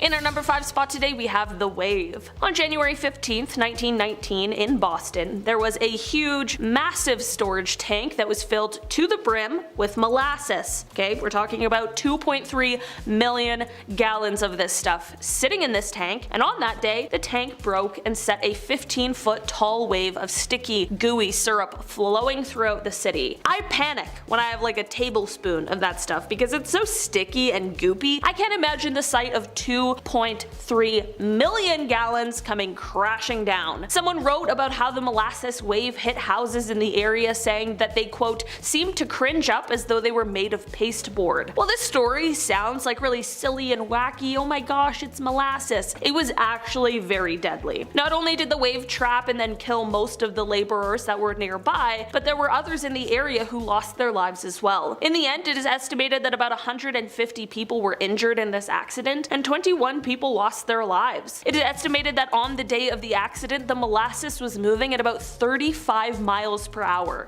That would be genuinely terrifying. You can't run away from it. You can't escape into a house. There's literally nothing you can do except for try and surf this massive wave of molasses. In the end, after a ton of lawsuits, it was decided that the company was to blame for the accident because their inspections of the tank weren't thorough enough. There were about 100 settlements made out of court, and the company ended up paying somewhere from $500,000 to $1 million in the end, which is about $16.1 million in today's money. In our number 4 spot today, we have the Belgian Congo. This was a period of colonial rule by Belgium in the Congo from 1885 to 1960. During this time, the Belgian government exploited the natural resources of the Congo, particularly rubber, ivory, and minerals, through the use of forced labor and brutal violence. Congolese people were forced to work long hours under harsh conditions, and they were punished severely if they failed to meet production quotas. The Belgian government also used violent repression to maintain control over the Congolese people, with estimates of millions millions of Congolese deaths during this period. The Congo's wealth was exploited for the benefit of the Belgian colonizers and the international economy, with little to no benefit to the Congolese people. The exploitation and violence of the Belgian Congo has had a lasting impact on the country and its people, and the scars of the period are still felt today. In our number 3 spot today, we have St. Bryce's Day. St. Bryce's Day was a dark event that occurred in England on November 13th, 1002, when King Ethelred the Unready ordered the slaying of all Danes living in England. The order was given in response to Viking raids on England, and it resulted in the deaths of thousands of people. The massacre was particularly brutal as people were killed in their homes and churches, and many were burned alive. The Danes had been living in England for generations, and many had converted to Christianity and were assimilated into English society, and the massacre had a very significant impact on Anglo-Danish relations, and it led to a long period of conflict between England and Denmark. In our number 2 spot today, we have the Partition of India. The Partition of India was a major event that occurred in 1947, resulting in the division of British India into 2 separate countries, India and Pakistan. The partition was based on religious lines, with India being predominantly Hindu and Pakistan being predominantly Muslim. The decision to divide the country was made by the British government, and it led to widespread violence, displacement, and loss of life. Millions of people were forced to leave their homes and move to the other side of the border, leading to one of the largest mass migrations in human history. Estimates of the death toll range from 200,000 to 2 million people. The partition also created long-standing tensions between India and Pakistan, including disputes over territory, resources, and religious identity. The legacy of the partition continues to shape politics and society in South Asia today. And finally, in our number 1 spot, we have the year 536. For this one, we are taking it pretty far back, all the way to year 536, because this is widely regarded as the worst year to have been alive. In modern times, a lot of our terrible things that have happened and terrible times we have lived through have been because of the things that we as humans do, as evidenced by all of the horrific things we've talked about so far. This was, of course, still the case in 536 as well, but they faced something much larger in this year that truthfully wasn't anyone's fault at all. In 536, there was one of the worst global famines in human history because there was a lack of sunlight at the time. The Earth used to be a very different place, and during these times there were a series of large volcanic eruptions which sent volcanic ash into the air, thus blocking the light of the sun. This effectively dropped the temperature of the earth, so people had to live in the cold for 18 months, and many people ended up passing away due to starvation, famine, and cold. This, coupled with the brutal conflicts that could be seen in many parts of the world at the time, it totally makes sense that this year would be regarded as one of the worst in all of history. Kicking off the list at number 10, smoky behind. When somebody tells you that you're just blowing smoke, it means that you're lying, okay? You've now been given exaggerated information of sorts. Well, back in the 18th century, they literally had to blow tobacco smoke at your behind. Yeah, weirdest work break ever, I'd say. So why did we perform magician enemas back in the day? What was the deal here? Well, tobacco smoke enemas were used to treat quite a few symptoms, or they thought so, including a common cold. These enemas came in these fancy kits with a fancy rubber tube. It was all fancy because it was an honest medical practice at the time. It was done by legit medical practitioners. This is the funniest part. The idea was that the tobacco smoke could warm up a soon-to-be deceased body. The nicotine would stimulate your adrenal glands, jolting you back into good health. The best health, might we say. And the way they would do it in the mid-1800s was by just blowing smoke and just waiting, seeing what happened. We're figuratively and literally blowing smoke. That's the origin of that saying. Fun fact there. Imagine doing that today. Like, I think I dislocated my shoulder. What do I do? He's like, one sec. Number 9, alarm clocks. While the medical world was one threat in Victorian times, apparently so was the technological side. Who knew? We obviously didn't have reliable alarm clocks back in the 1800s, obviously, but we did have jobs. So in order to get up on time, lamplighters or knockers would come by and tip you off. Yeah, they would just yell in your window and just Alarm. That's how you'd wake up. A man would yell into your window and smack you with a stick. Legend has it, a young man named Sam Wardell, he got a little creative with his wake-up calls. He needed more than a lamplighter at 5 a.m., so he would Tony Stark this alarm clock gadget. He would use wires, a bunch of stones, all that unsafe stuff. Then at a certain time, stones would fall to the ground, of course waking him up, and presumably everyone else in the building. That would be alarming. Well, Christmas Eve 1885, tragedy unfolded. A few friends had come over for a holiday visit, so Sam had to move some furniture around, rightfully so, to make room for, windmills and breakdancing, whatever they did in Victorian Christmas times. The next morning, he forgot to put things back in the small apartment, and the obvious happened. The rocks then fell on him while he was asleep. Yeah, that probably doesn't feel too good. I thought iPhone alarms were jarring. I take back everything I've ever said. Number 8, relaxative. Okay, so right off the bat, the Victorian era was a little messy. I'm sure you've gathered this by now here on BumbleBee. But these messy new illnesses were putting lots of pressure on medical practitioners, so they were desperate for these new treatments. We laugh at Victorian medical treatments, but they tried, okay? They at least tried.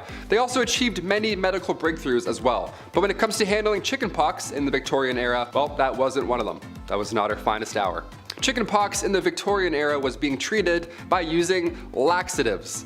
Yeah, let that sink in for a moment. I have chickenpox. What should I do? Well, try some laxatives. Yeah, folks would slam some castor oil and then, ready for this? They would get even more sick.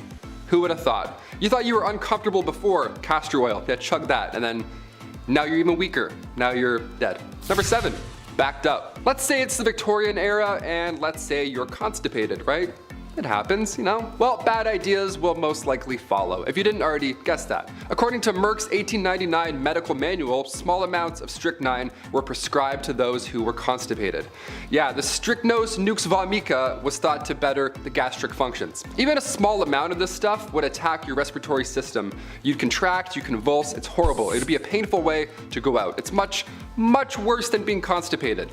Any day. I would much rather be constipated than any type of strychnine. Are you kidding me? Number 6, leeches. I grew up with hearing problems. I've been around the block with earaches, ear infections. I had ear tubes numerous times, all that jazz. So I feel really bad for the folks in this next one, okay? I hear you. Pun intended. In the Victorian era, medical practitioners would say to use leeches for your ear infections. That's the number one trick they don't want you to know. There it is. Once they're attached to you, the idea was that they can numb pain while at the same time providing proteins and peptides to its host. So on paper, again, the idea made sense, but the science didn't quite follow, did it? It wasn't entirely hopeless though. Recently in 2004, the FDA reintroduced leeches to the medical world, because their bite can break up blood clots and induce blood flow. So it's not entirely hopeless. We talked about leech collectors on this channel before, so of course we have to talk about more of the science that they were hoping to achieve with it, right? Also, I worked at a retirement home when I was 16. I thought that job sucked.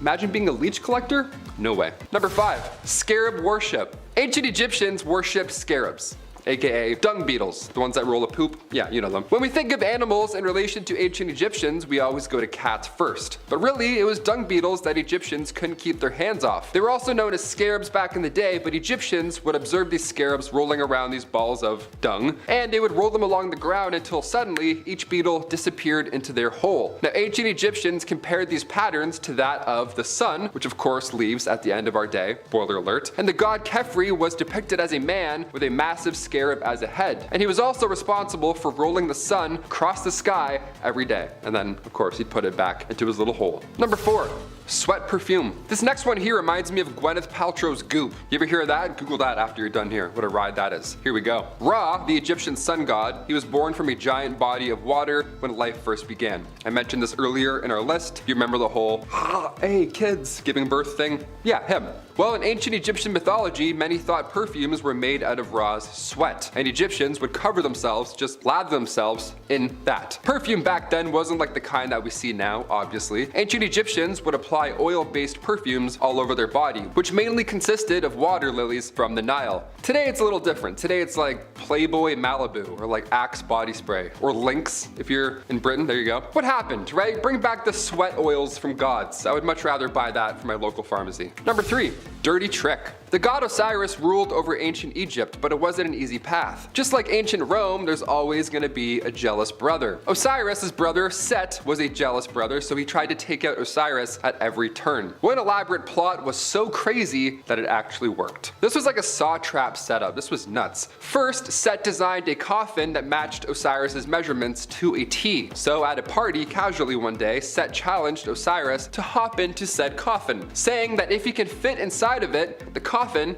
is then his. You know, like a gift. Like a gift coffin. I always wanted one of those for the holidays. So for some reason, Osiris accepted the challenge, he jumped in, and as soon as Osiris got into the coffin, Set locked him inside, threw the coffin in the Nile River. Yeah, and in turn, Set then took over control of Egypt. So if any of your coworkers want to show you a coffin in the break room, you should respectfully decline that offer. Number 2. Heart Eater. Like I mentioned earlier with the goddess of plagues, ancient Egyptians saw their gods as helpful healers, but at the same time, you know, balance, they would be quite dangerous. Khonsu, for example, the god of the moon, is famously known as the god of healing. Now, if you watched Moon Knight on Disney Plus, this should ring a bell. Khonsu also had a reputation for eating human hearts. I mean, ironically, it's the perfect scenario. It's quite balanced, right? Amit would be happy with this one. He heals, but he also eats hearts. So it's like, which H are we gonna get, right? The healing heart or the hungry heart?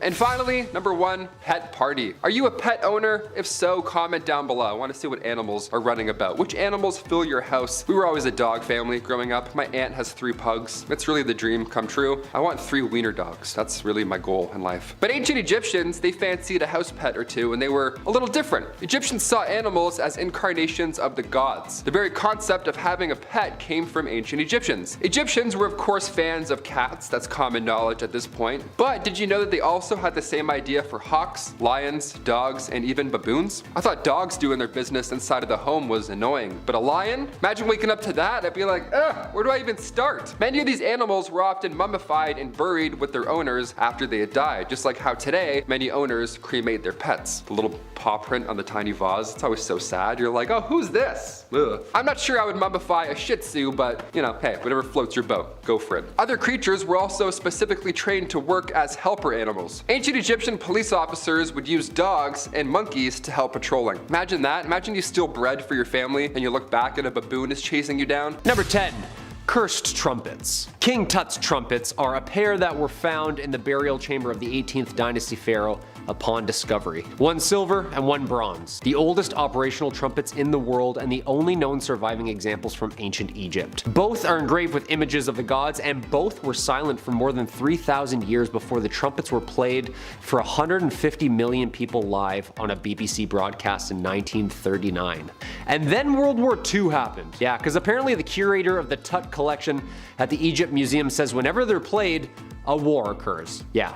The bronze trumpet was stolen from the museum in Cairo during the looting riots of 2011, and then hilariously enough, returned 2 weeks later. Yeah, apparently Buddy didn't like the ancient gods just roaming his condo. You think? Number 9. Annabelle. The most infamous and dangerous possessed doll in the world. Yeah, pretty well all you need to know about that. Found at the home of the Warrens Occult Museum in Connecticut, we know a little bit about this doll with all the films about her. She rests inside a glass case marked "Warning, positively do not touch." Aggressive, but necessary. Gifted to a nursing student from a thrift store in the 70s, incidents involving levitating onto the table and running around at night, she took the doll to a medium who said it was possessed by a little girl who had passed. Ed and Lorraine were called shortly after, and they offered to take it to their home. On the way home, Ed said that the doll was making the car do funny things. Swerving, no power steering, brake checks. Haunted. Yeah. The museum unfortunately shut down in 2019, but the cursed objects seem to be staying put, which the owners even refused to make eye contact with. Yeah, I'm not gonna lie, I would definitely Ronaldo that thing across the room if it was running around my apartment 2 a.m. Just field goal it right out the window. Number 8. Travis Walton. The horrifying abduction of Arizona forester Travis Walton. This is my favorite alien abduction case, yet the scariest, hands down. Fire in the Sky, filmed in 1993, does a pretty bang-up job at what happened that night. In 1975, Walton and a logging crew were working in the National Forest. Him and 6 of his coworkers encountered a saucer-shaped craft feet away from their truck, making a high-pitched tone. The curious Walton was then blasted by a light beam and apparently abducted into their ship. The men were terrified and drove off immediately. Walton claims that he then woke up in a hospital room on board, observed by 3 short, bald creatures, before fighting tirelessly and losing consciousness. He remembers nothing else until he found himself awake walking along a highway 5 days later, naked, just wandering the highway in a daze. He's had tons of interviews. Guy was definitely taken. He's also so peaceful about it too.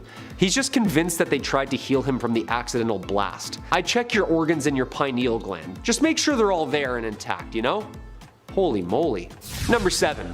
Werewolves of London. Real werewolves. In the 80s, Lorraine and Ed Warren traveled in search of a real-life wolfman. Apparently they were watching a TV show following the life of a local werewolf, Bill Ramsey, in London, England, and Lorraine felt a strange connection to him. After a quick trip to London for more answers, she found Bill's whereabouts. Unlike usual werewolf folklore, he didn't transform every full moon, and he didn't get bit. Bill Ramsey was apparently possessed by an evil wolf spirit. That's right. It was so bad that he needed a full-blown exorcism. The Warrens brought Bill back to Connecticut to meet Bishop Robert McKenna, and the exorcism was a success. Thanks to everyone involved that day, Bill lives a pretty normal life now, very unpossessed. Yeah, I'd hope so. This is terrifying. Imagine that's your neighbor. Yeah, sometimes I change into a werewolf once in a blue moon. I'm Bill. Nice to meet you. Welcome to the neighborhood. This is a fruitcake. Number 6. Osiris. Yet again, something stolen that's very, very old. Why do people steal the oldest, most cursed stuff? The infamous statue of Osiris. In 1971, during an excavation in Saqqara, Egyptologist Walter Bryan Emery found a small statue of the Egyptian god of death, Osiris. Emery took the statue of Osiris, and once at his house, Emery went to the bathroom to shower. After a few moments, apparently his assistant heard Emery screaming in fear. He found him clutching the sink, scared to death and paralyzed. Emery was diagnosed with paralysis of the right side of his body and was unable to speak. He died the following day. Yeah, talk about a curse of the pharaohs. Like, buddy, you can't just steal stuff and then just throw it up overseas in a museum. Especially the stuff that clearly says in hieroglyphics, do not remove. This is cursed. It's pretty clear right there. Like, never steal anything ancient, you know? That's just a scary movie like waiting to happen. Number 5. The Queen of India. So this massive and powerful empire, why is it not around anymore? I mean, in reality, we just don't do the whole empire thing anymore, unless you're Heisenberg, because he's in the empire business. But what's the main reason why they're not around anymore? Do you hear that? It's the Queen's Navy coming to shore, and the boats are chock full of redcoats. Look out, India, they're coming for your tea. Unfortunately for those living in India and the Mughal Empire at the time, this was sort of like the beginning of the end, as some years later India would be brutally forced into one of the many colonies of the British Commonwealth. And yeah, did I mention brutal? Because it was pretty brutal. It wasn't the nicest of occupations. The British ruled over for many, many years, until a certain peace-loving Gandhi came years later and set the record straight. Number 4, relatable. King Akbar of the Mughal Empire was a very notable leader, but today I'm talking about him for some other reasons. One that I can relate to personally. No, I'm not a secret king and have a palace of my own full of servants, although, I mean, if you guys want to make me king, I wouldn't say no. It's well noted that Akbar was illiterate, which for royalty was rare back then, since that's usually the only people who can read or are allowed to read. Can't have the peasantry being too smart now, can't have that. However, some historians suggest that his literacy isn't to blame for a lack of trying, but it's dyslexia. Yeah, that's right. It's the same reason why I hated reading as a kid, and in high school, sorry English teachers, you can just Google Cliff Notes, it's the future. Akbar, however, did not have Cliff Notes. He had the option to hire artists to illustrate beautiful works of art in order to comprehend some things that needed visualization since he couldn't read. I did not possess such powers, however, still up to debate. You know, if you guys want to make me king, that's fine, I'm okay with it. Number 3, cholera belts. Okay, this one is just too weird not to mention. So in the end of the Mughal Empire, there were lots of British around. That's kind of how the occupation goes, lots of redcoats and whatnot. However, it wasn't exactly an easy job for the British either. Some folks just don't like being ruled over. I wouldn't. Interesting enough though, there was also a fair share of sicknesses going around. And when you think about it, I mean, you take a whole bunch of people, mix them in with another population of a bunch of people, to a place they've never been before, added with it's not the most hygienic time in history, sprinkle a little hot weather, and yeah, people are probably gonna get sick. Cholera, to be exact. Cholera was a big one. So what's the solution? How do we cure this cholera? Is it hand washing, hygiene? So, do we keep our distance? What do we do? Well, the answer was cholera belts, and basically it's just a piece of red flannel fabric to wrap around your belly. That's how you cure cholera. At the time, cholera was thought to be caused by a chilly or cold belly, so warm up your belly, no more cholera. But in India, where it's really hot, and places like that around there in the Mughal Empire, it's kind of hot anyway, so I don't know why you need that. It doesn't really add up. Number 2, diamonds. The Kohinoor diamond was literally the crown jewel of the Mughal Empire. A jewel worth more than anyone could really handle for the time, and definitely today. It's too much for you. You don't want it. Too much pressure. You can never sell it. It used to be encrusted upon the Mughal throne, but after some violent disagreements, it was stolen, and it passed hands, where it then went to someone else, in their hands. And after that, then someone else had it. And then somebody else had it. And then, like a trinket your grandma tries to give you, it probably sat in her basement for a very long time, before then it ended up in the hands of old Blighty herself, Queen Victoria. Who else? And either if you think that's fair or not, it's been a part of the British crown jewels ever since. Because they take stuff, that's what they do. Number 1, Anna Carly. A classic tale of love and betrayal, and maybe it actually didn't happen. Historians aren't too sure about this one, but if it is true, oh baby, what a juicy story. Anna Carly was a poor peasant, but worked her way up to becoming Akbar's wife. But she also tripped, fell, and landed in somebody else's bedroom, if you know what I mean. Naturally, Akbar was cheesed, so he did the next sensible thing and had her buried alive in the walls like Bowser did to the Toads in Mario 64.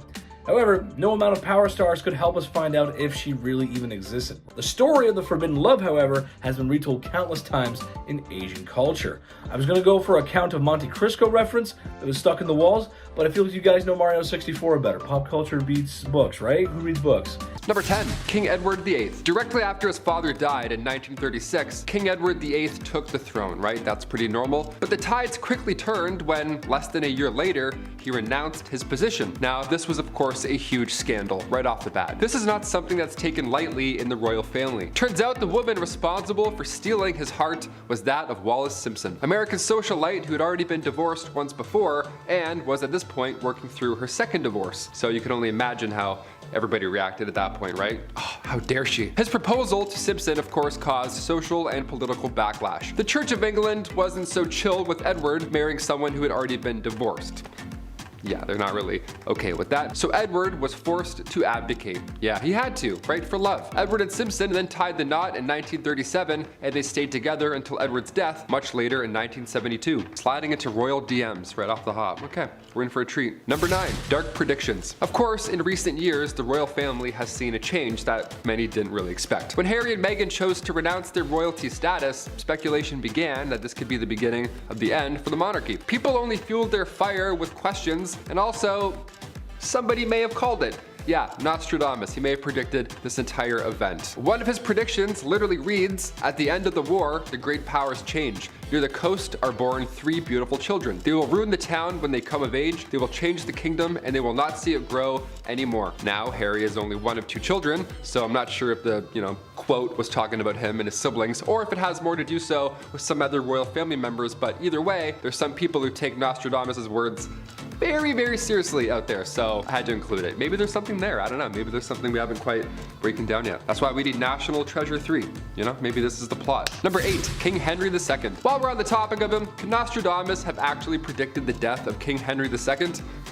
Because if he did, that's pretty curious, I'd say. Never used the word curious in my life, but I'm like, you know what? That's curious. King Henry II was actually a personal acquaintance of the prophet himself. That'd be kind of cool, being friends with Nostradamus. I'd be like, hey, how does Game of Thrones end? Please. While at one point in history, Nostradamus was seen addressing King Henry II as the most invincible King Henry of France, unfortunately, Henry proved to be quite vincible when he met his gruesome death, might I add, at age 40. Yeah, in the summer of 1559, not a great time. A terrible jousting accident went wrong and it left the king passing away shortly after from sepsis. This is a terrible story, but I have to explain because, it's history and Well, that's what we're here for. The jousting accident saw the king having splinters driven into his eye, and then his skull as well, by one of his young soldiers. And the Nostradamus quote reads, "The young lion will overcome the older one. It says he will pierce his eyes through a golden cage." Okay, already we're a little bit spooky. "And that 2 wounds will ensure a cruel death." So, I'm not saying he predicted it, I'm just saying,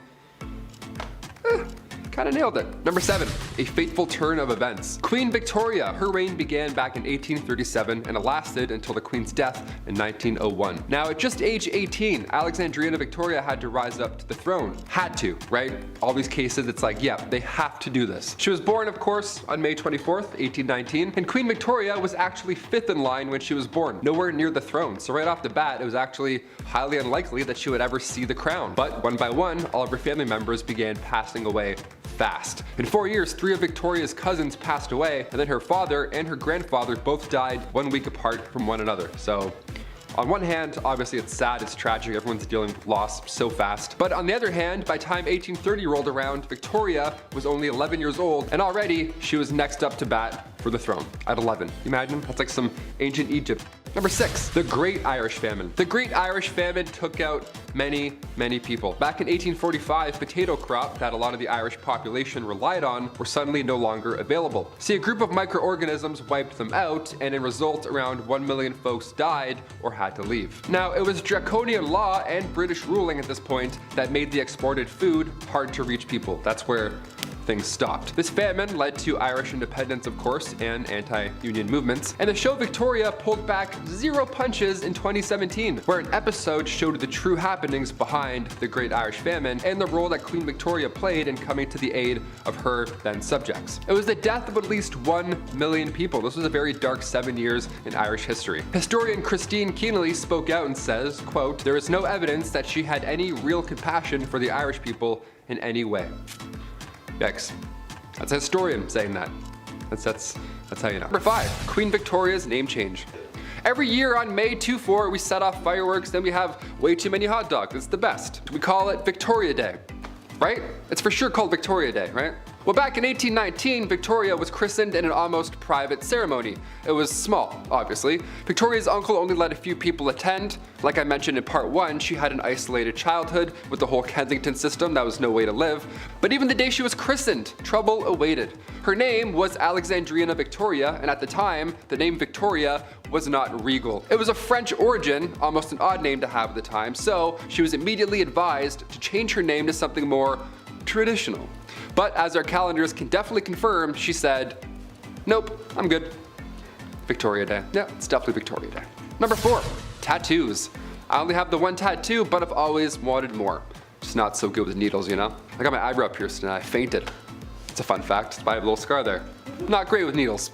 Some of the designs are so beautiful on tattoos, the amount of pain you all sit through, I'm impressed, honestly, mad respect. The tattoo craze really took off once Queen Victoria's son, the Prince of Wales, he went and visited Jerusalem. And of course he saw copious amounts of body art and was inspired.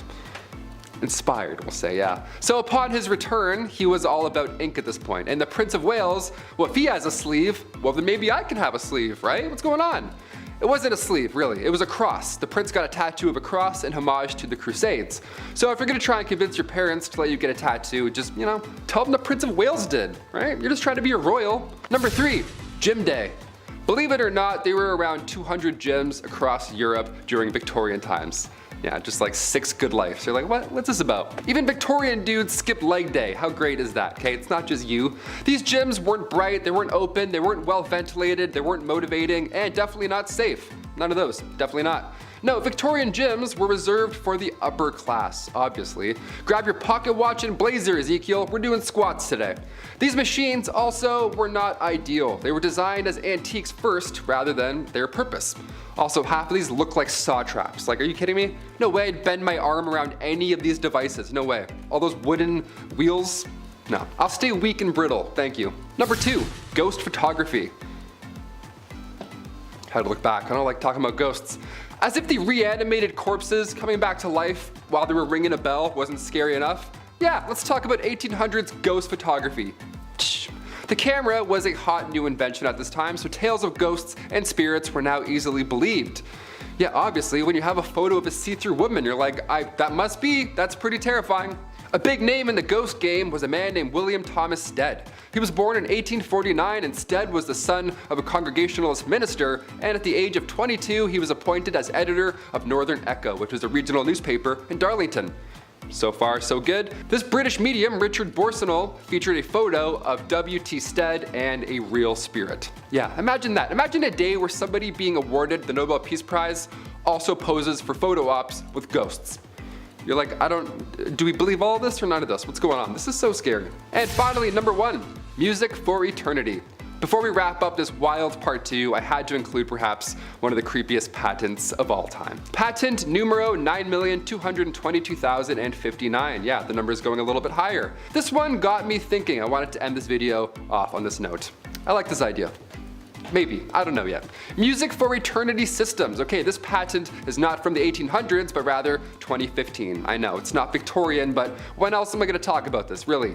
The idea here is that you could stay connected to your loved one by using a solar-powered digital music player.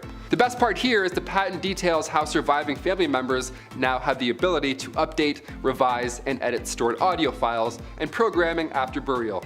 Yeah, next Rihanna album, no problem, I got you. There's a speaker in the casket and there's a headphone jack on the tombstone, so we can listen together. And then we can decide if we hate the album. That's creepy. I wouldn't do this. Would you want this? Sound off below if you'd want, you know, big shiny tunes playing for eternity after you die. I would do the Titanic theme song. Just make everyone so sad all the time. Number 10, hammams baths. Bathing and hygiene are super important. At least that's what my mom tells me. That's why I do my best to shower more than once a week. I'm a man, and I can change if I have to, I guess.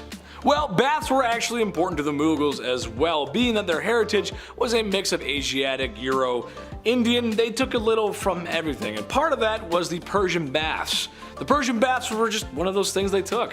Called hammams. I hope I'm saying that right. They were social spaces to have baths, stay clean. It was very important back then. Now, bear in mind, if you will, I know some folks at home have issues with public pools because, well, you know, they're full of nastiness and, well, you'd be right, but today we have things to fight that. Imagine sharing bath water with the entire city and no one is wearing swim trunks. There's no chlorine pucks, vaccines are at least 1,000 years away, and diseases are rampant. Oh, and there's no toilet paper. Jump in, kids, the water's fine, it's nice and fun. Can you imagine? Imagine if I was in the water. You wouldn't want that. That's no good, that's gross. Ew, ew. Number 9, Babur the writer. I can relate to this quite a lot, actually. So Babur, the mighty warrior and king who brought upon the Mughal Empire, was a man to be respected. Or else it could wind you up in some serious trouble. I'd say hot water, but it's more like stinky bath water. However, while on the outside he was a super tough macho man, on the inside he was a softer, kinder man who not only enjoyed writing, but was also quite the socialite, just like myself. I like going to parties and meeting people, I like making friends. He loved his inner self so much that he started writing his own autobiography, started the trend of it actually. His was called Baburnama. Good name, I like it. And it detailed major events from his life. On the outside, Adam may look like a nerd, but on the inside, he's one of my dearest friends. I love Adam, he's a great guy. See, there's something nice. Usually we say something rude, but I said something nice this time. He's a great guy. Number 8, Akbar's tolerance. Medieval times. It's safe to say that these times became to be known for their religious persecution. It's kind of how it went. Queen Mary made a career out of burning heretics. Slightly disagree with my church, Protestant, even though our overall arcing beliefs are founded in Christianity, and the only thing that separates us is a list of beliefs that really we can work together on? I don't think so. Away with these heretics. Yeah, that's kind of silly. Well, all long-winded jokes aside, for being a medieval king, Akbar was actually very tolerant of others' religious beliefs. This tolerance of others' beliefs actually aided the Mughal Empire in expanding to other sovereign areas of India, making them a lot stronger than they really should have been. Number 7, the melting pot. Okay, so it's late at night and you haven't been grocery shopping in over a week. Guilty. You're too lazy to get up and get groceries, and you work early tomorrow anyway. Sucks. However, you're also too motivated, or cheap, to not order takeout, so that's when you raid the cupboard like a teenager looking for munchy Pop-Tarts. You know the feeling. You start throwing everything in a pan and seeing what sticks, throwing in spices that you haven't used in a month. After all, it's said and done, you're left with, well, whatever the heck that is. The verdict, though, is actually pretty good. What am I talking about? I'm talking about the Mughal Empire's religious melting pot of religions. I said it twice, but it makes sense. Another point to add here is Akbar's acceptance of other religious values was him coming up with his own called Din-i-Ilahi, which was the best part of Islam, Hinduism, and other smaller religions in the area. You'd be surprised how well those work together. Number 6, Shah Jahan's reign. A lot of times throughout history, the Mughal Empire kind of gets looked over.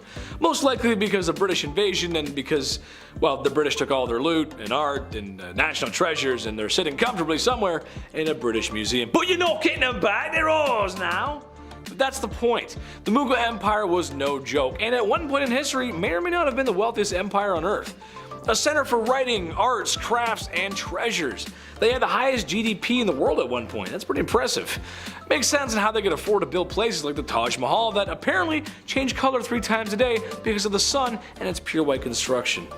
Makes a lot of sense when you add it up. Number 5, the Challenger crew. This is a photo that was taken of the, well, clearly the very excited Challenger crew right before when they were walking down the ramp ready to head off on their mission. Now, this photo is chilling, but it's nice to see them happy and together. The crew even included, at the time, 37-year-old Kristen McAuliffe, who was a high school social studies teacher. You may remember this, but your parents definitely do. See, she had won a spot on the mission through a program with NASA called the Teacher in Space program, and she had trained diligently for months in order to be the first ever non-military individual in space. On January 28, 1986, the Challenger mission proved to be faithful just 73 seconds after liftoff. See, 2 rubber O-rings failed because of the cold temperatures that morning, and on live television, the world had to watch as the spacecraft broke apart and then fell into the ocean, sadly taking the lives of everybody on board the craft. Now, I'm not sure if you've watched the documentary on Netflix, but it's a mini-series about this whole thing and it's powerful stuff. It's really emotional. I just finished it and it's moving. Number 4, the core. This photo shows a physicist named Harold Agnew, and while this photo looks relatively normal and scientific or whatever, a non-threatening photo, what he has in his hands is truly devastating. It changed history. Harold is holding the nuclear core of what was nicknamed the Fat Man. Yeah, that thing. This means that Harold is now holding the nuclear core of the atomic weapon that was later dropped on Nagasaki in 1945. The immediate blast took many lives, as well as the long-term effects of radiation illnesses. Now, it's crazy to look at a photo like this because it seems so perfectly normal when he literally has a life-changing, world-ending device in the palm of his hand, like a literal supervillain holding kryptonite. I couldn't imagine seeing that, let alone holding it. No way. My grandmother wouldn't even hold me as a baby because I was too small and fragile. Think she'd hold this? No way. Butterfingers. Butterfingers galore over there. Number 3, the Ball of Burning Men. January 28th, 1393. You are formally invited to a masquerade ball. How fun is that? Who is it under that mask? Oh, it's just Taylor on BumbleBee. Love him. He's great. The French Queen Isabeau of Bavaria is now hosting one of the most lavish parties of the decade, right? So bring your finest and longest krakows. Roll it in style. Now, when the French royal court was celebrating the marriage of one of the Queen's ladies in waiting, it of course was a big deal. It's fun. It's a big happy day. For some, the best days of their lives. For others at this ball, not so great. Probably the last days of their lives. King Charles VI had 5 companions perform a dance or a theater routine of sorts. Now, they did a performance as beasts. They were committed to the bit, right? They had these big, lovely masks, big baggy outfits, lots of linen, lots of stuffing to appear as if they were real beasts. Now, the party was going well, wine was spilling, people were laughing, beasts were roaring, we were committed, but one rule beforehand was put into place before the party started. Absolutely, positively, no open flames. Obviously, right? I mean, look at that guy. He looks like a couch. We're not gonna put a match near him. It's gonna be chaos. The Duke of Orleans had a little too much fun prior to this event, and he forgot the first rule of Fight Club when he arrived. The guy walked in with a lit torch. He wanted to see everyone. Some accounts say he dropped the torch by accident. Others say he got too close trying to guess the identity of said beasts. Either way, this tragic event took the lives of 4 people, hence the name Ball of the Burning Men. That's terrible. Imagine that. What a gig. Number 2, the Stanford Prison Experiment. One of the most well-known experiments of all time was the Stanford Prison Experiment. It was an attempt to investigate the psychological effects of perceived power, and it worked. A little too well, I'd say. Guards and prisoners were all chosen randomly, from college students to anyone, your neighbor. You had no idea. Nobody really knew just how bad this experiment would end up, so anyone volunteered. Those in power were taking it to an extreme level. It was absolute psychological medical distress. Some of the prisoners went insane. The whole exercise was abandoned after only 6 days, which is not a short amount of time, but historians say just 6 days because it was intended to last much longer. Now, it's shocking to see the lengths people go after receiving power over another human being. I thought I was evil unplugging my brother's controller and like playing, you know, and he wasn't plugged in. This is like next level. And finally, number 1, mummified pets. Are you a pet owner? If so, comment down below which animals fill your house. We love that. Olivia and I want to get a dog so bad. I was always a dog guy growing up. My aunt had 3 pugs. It was the dream. I love it. Ancient Egyptians, they fancied a house pet or two. We know this. But Egyptians saw animals as incarnations of the gods, which I do too with my Shih Tzu, of course. The very concept of having a pet came from ancient Egyptians, so thank you. Egyptians were of course fans of cats. That's common knowledge at this point. But did you know they also had the same idea for hawks, lions, dogs, and baboons? Yeah, baboons. That's amazing. Go ask your parents for a baboon as a pet. There you go. I thought dogs doing their business inside was annoying, but a lion? Your arm's gonna be tired scooping that one up. Many of these animals were often mummified and buried with their owners after they'd passed, just like how many owners today cremate their pets.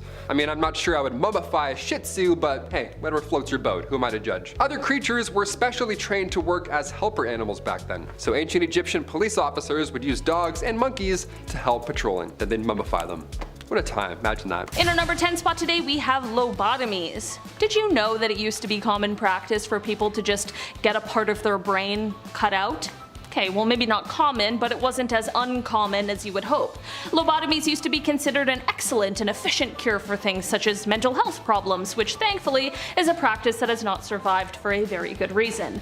Of course, in modern medicine, lobotomies still exist, but only when actually necessary, and there is of course a lot more knowledge about the dangers and effects. One well-known person to have undergone one of these procedures was Rosemary Kennedy, who was John F. Kennedy's sister. She was experiencing seizures as well as mood swings, and while these seizures certainly were something that needed to be looked after for her health, I'm not sure if the mood swings necessarily needed some kind of medical intervention. Anyways, to quote-unquote cure her, they had a lobotomy performed on her. This procedure left her with the mental capacity of a 2-year-old, and she could no longer speak or walk properly. After this, she spent most of her life hidden away, and it was thought that her family did this because they were ashamed of her, which is both horrible and so sad. In our number 9 spot today, we have the posthumous execution. Okay, so this is something that has actually happened more than once, but I just found out it's happened at all, and I'm both slightly confused and absolutely disgusted at the idea, so I needed to share one example with you guys. So there was a man named Oliver Cromwell, who Wikipedia describes as, quote, an English general and statesman who, first as a subordinate and later as commander-in-chief, led armies of the Parliament of England against King Charles I during the English Civil War, subsequently ruling British Isles as Lord Protector from 1653 until his death in 1658. So, in 1658, Oliver passed away fairly suddenly, and his son Richard became Lord Protector, but because he now had a power base in Parliament or the army, he had to resign just the following year, which effectively ended the Protectorate. Since there was no clear leadership during this time, George Monk was able to have the Long Parliament restored. He then made some slight constitutional adjustments so that Charles II could be invited back from exile in 1660 and actually be a king under a restored monarchy. So then on January 30th, 1661, on what was the 12th anniversary of the execution of King Charles I, Oliver's body was exhumed and executed posthumously. They killed a dead guy. I get that it's like symbolic, but it's just like a little redundant, don't we think? Anyway, his head was cut off and displayed outside of Westminster Hall until 1685. Afterwards, it had a series of different owners, which only adds to the oddity of the story. In our number 8 spot today, we have Agent Orange. Agent Orange is not Cody Banks' cousin, but it was an extremely potent herbicide used from 1961 to 1971 in the Vietnam War. It was intended to cut through the canopy of thick foliage in Vietnam in order to reveal the troops underneath, but instead it proved to be extremely deadly to humans. It caused cancers, birth defects, and so many more different health issues. It's not like it was just a little bit either. 21 million gallons of it were sprayed over Vietnam, which affected hundreds of thousands of Vietnamese citizens, and it also affected the US veterans who faced exposure as well. While this is a dark part of history and it's really difficult to hear about, it's also important that we don't forget things like this. Knowing our history is so important so we don't make the same mistakes again. In our number 7 spot today, we have the Red Summer. The Red Summer is something I didn't even hear mentioned in school, which is honestly absolutely shocking. I'm hoping this is something that is more commonly taught than I think it is, because it really is important. The Red Summer is the term used to refer to the period from the late winter through to the early autumn of 1919, in which white supremacist terrorism and racial riots took place in more than 36 cities across America. Some of the more well-known race riots that took place during the Red Summer were the Chicago, Washington, D.C. riots. These anti-black riots are said to have developed from a multitude of post-World War I tensions, such as the economic slump and the competition in job and housing markets. In 1919, it certainly wasn't uncommon for there to be race riots and a multitude of white-on-black violence, but the Red Summer really marked some of the first race riots in which black people in number stood up to the white supremacy, resisted, and fought back. During the Red Summer, a civil rights activist named A. Philip Randolph publicly defended the right of black people to self-defense. It is said that between January 1st and September 14th of 1919, white mobs at least 43 black Americans, but despite this, the states refused to interfere or prosecute these mobs. Considering how many race riots went on during this summer, we truly could dedicate an entire video to the Red Summer. It is insane to think about how recent 1919 really was, and while we certainly have come a long way, there's always more work to be done, and part of the work involves us learning about these horrible histories and what has happened in our past. In our number 6 spot today, we have King Gojong of Yu. King Gojong of Yu had his reign from 496 BC until 465 BC. His reign took place during what was arguably the last major conflict of the spring and autumn period, and he was able to lead his state to victory, but it certainly wasn't an easy road or without some very creepy happenings. The major conflict he led his state through was the war between Wu and Yu, which started when a Yu princess, who was married to a prince of Wu, left her husband and fled back to Yu. I mean, this of course wasn't the only thing that caused the war, but it certainly sparked the fire. The king was an extremely humble king, as he wouldn't relish in the riches he had as most royals would. Instead, he ate the same food as peasants and often would leave himself hungry in order to remember that he was in a position to serve his state. Okay, so you might be sitting there wondering when I'm gonna get to the scary historical event you came to this video for, so here it is. As I mentioned before, he was able to lead his state to victory, but of course a war involves a lot of sacrifice and some pretty horrific happenings. The king's army was very well known for their ability to scare their enemies before a battle began, and this is because their front line consisted of criminals who had been sentenced to death. In this time, there wasn't lethal injection or the electric chair, so naturally, it was a lot more of a vicious process. These criminals would decapitate themselves in front of the enemy army. Yep, I think this is probably the definition of a scary historical event. I can't even imagine witnessing something like that and then having to proceed with a battle against the army that has people doing that sort of thing. The king was certainly not a leader who wasted any time messing around. Number 5. Shroud of Turin. They say art is subjective, but what does the Shroud of Turin really show us here? Is it JC? Is it Jesus Christ himself? Many believe the cloth shows an image of Jesus when he was crucified, and once you see it, it's hard to argue otherwise, hard to get out of your mind. Radiocarbon tests do date the cloth back to around 1260, and recent studies suggest that shroud was used in medieval church plays that would depict this exact scene, the resurrection of one Jesus Christ. What do you think? Accurate representation or another case of face pareidolia? Face pareidolia is when you see Jesus and things. I look at our producer Chris, I see Jesus every day right there. A little bit more jacked than Jesus, but you know, same image, more or less. Number 4. Summer is cancelled. Back in 2013, scientists discovered a volcano on Lombok Island in Indonesia that went off sometime around May into October 1257, and scientists all agree that this eruption was the largest blast that the Earth had seen in 7,000 years, so it was quite a spectacle, a horrible spectacle. If that. Cut to the next year, 1258, the following cold temperatures ruined crops and brought famine to pretty much all of Europe. Cattle were all dying off quickly, it was far too cold for them to even stand a chance, and it's estimated that London saw 15,000 deaths that year alone. Experts believe that this volcanic eruption was a factor in the Little Ice Age that changed global temperatures from the 14th to 19th century. That's like if Yellowstone went off tomorrow. It would be a really bad time, and then afterwards would be almost worse, if anything. No resorts for a while, I think.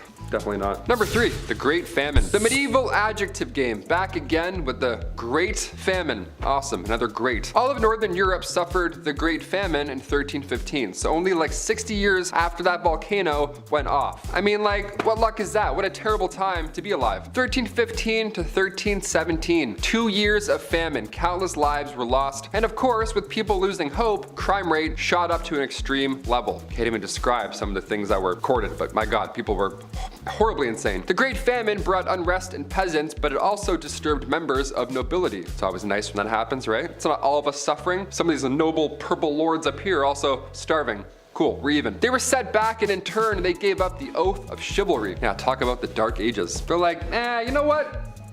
No. Number 2, Plague Bear. Busboys, but for bodies. Let's do it. My god, this one's really dark. The hot summer of July 1665, right before London saw that great fire. What to do with all of these poor souls who have been hit by the plague? Now, bodies at this point were literally starting to pile up. So we need a new profession, somebody that deals specifically with these horribly infected bodies. Any volunteers? Show of hands.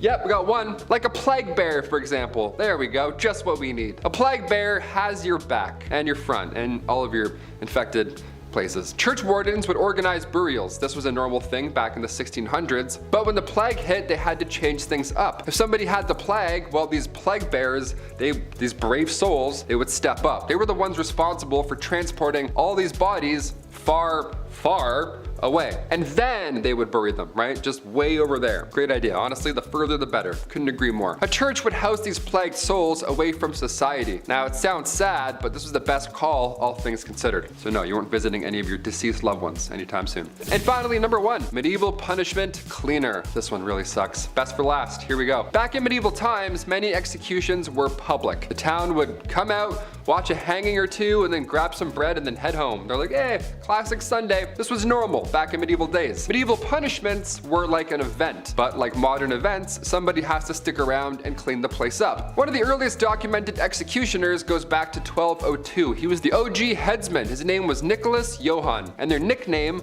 was the Justice. The Justice. Are you kidding me? My palms are already sweating. Are you sure it wasn't the mountain? My god. Afterwards, this position spread through many capitals and large towns of Western Europe, and with them came the execution cleaners. Yeah, just a squeegee and a spray bottle. They're like, hey, which table, boss? Let's do this. Over his 36 years of ruling, King Henry VIII executed roughly 57,000 people. Yeah, welcome to the Middle Ages. Hope you like mopping. You're gonna be doing it a lot, like a lot. Kicking off our list at number 10, John Lennon, or should I say Jay Lennon. Here we go. This one comes from 1966. Now, if you're a Beatles fan or a fan of the Lord, you're in for a treat. Here we go. You've definitely heard about this scandal, hopefully. During an interview with a UK newspaper, John Lennon started talking about the group and the band and how their popularity was on the rise. Normal band stuff, whatever, from John Lennon. But when Jay Lennon said the Beatles were more popular than J. Christ, well, people got upset. He didn't mean anything bad out of it, per se. He just noticed that the Christianity charts were on a decline around the world. Meanwhile, the Beatles are selling out left, right, and center. I get what he's trying to say, but yeah, he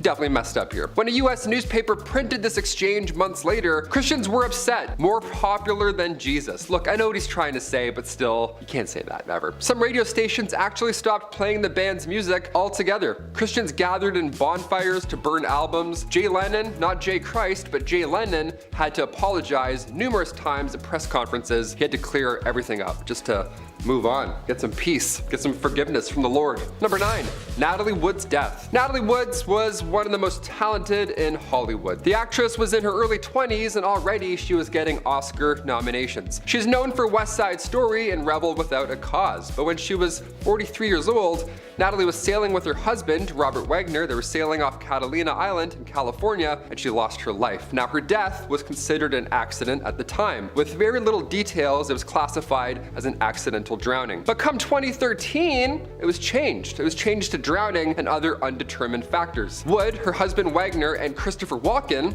Yeah, who knew? They were all aboard the 60-foot yacht at the time, November 28th, 1981. The three actors had dinner in the harbor, then returned to the yacht to continue drinking and eating. Wood went missing around midnight, but the new information is that the couple had argued earlier that night. Now this changes things, right? This changes the whole story. And according to a new report, that same report that was changed in 2013 after a different statement was released from the ship's captain, bruises and scratches that were considered fresh were seen on Wood's body. Woods was officially reported missing at 1:30 in the morning that night. So a lot of questions, but I don't know. How do you solve that?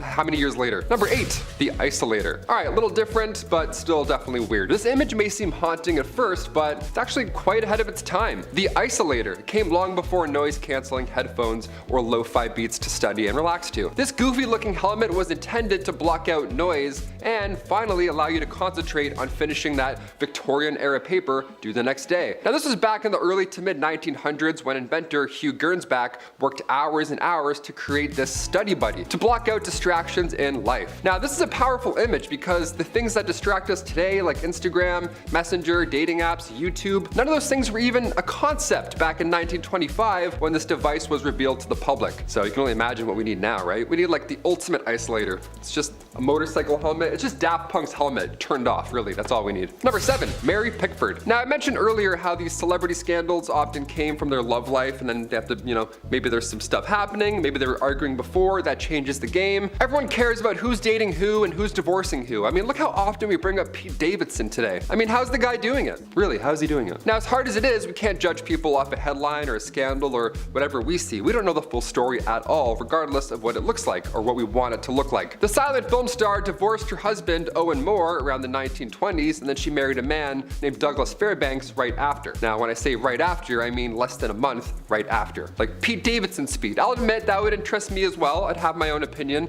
sure. Now, the public, at first, they weren't happy with Mary Pickford. They made assumptions about how long this affair had been going on. Oh, she was married, how could she, yada yada yada. Her career was actually on the line because of this scandal, and that was until Owen Moore was confirmed to be a not so great guy. Turns out throughout their marriage, he was a towards Mary. So she went from being almost canceled with no job to the most courageous for telling her story, how the tides have turned. Number 6, portable holding cell. Prisoner transport is always a risky game, right? I have YouTube, I see some stuff that goes on online, it's crazy. When out in public in any way, the odds that something goes wrong or they escape back into the real world and run away, it goes up significantly. The movie Con Air is about this exact situation unfolding. A timeless classic. Nicolas Cage, so good. Dave Chappelle's in that too, wild. Well, back in the 1920s, we didn't have SWAT teams move around the worst of the worst. Instead, we had bike cops with cages. It's pretty funny. This portable jail cell is an early version of our modern day police car. The concept was perfect, but the fact that this guy is sitting in a cell and could just grab the officer on the bicycle at any given moment, that's not so ideal. The fact that he's less than a foot away, that's not relaxing at all. Would you ever ride in one of these? I can barely do a sidecar in a motorcycle, let alone pegs on a bike. I don't know. If I'm not riding, I'm not on the bike, ever. Number 5, the Great Stink. This one's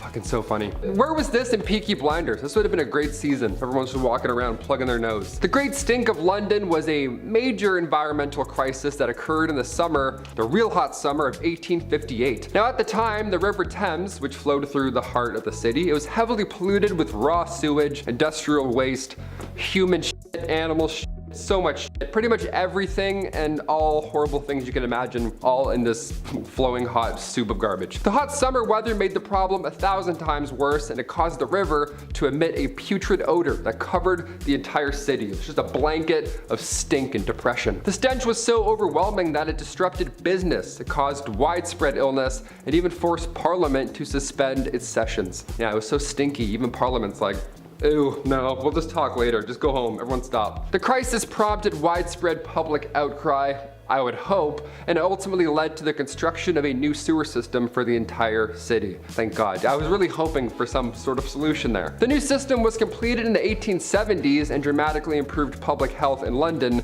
by reducing the incidence of waterborne diseases such as cholera. Yeah, get rid of that, clean some things up. Yeah, maybe it'll help. It took 10 years to fix the sewage. How brutal is that? My God, 10 years. Number 4, closer to the heart. Oh, this is so fucked up. Back in 1822, the poet Mary Shelley, the author of Frankenstein, OG writer, here we go. Well, one of her deep dark secrets was accidentally discovered.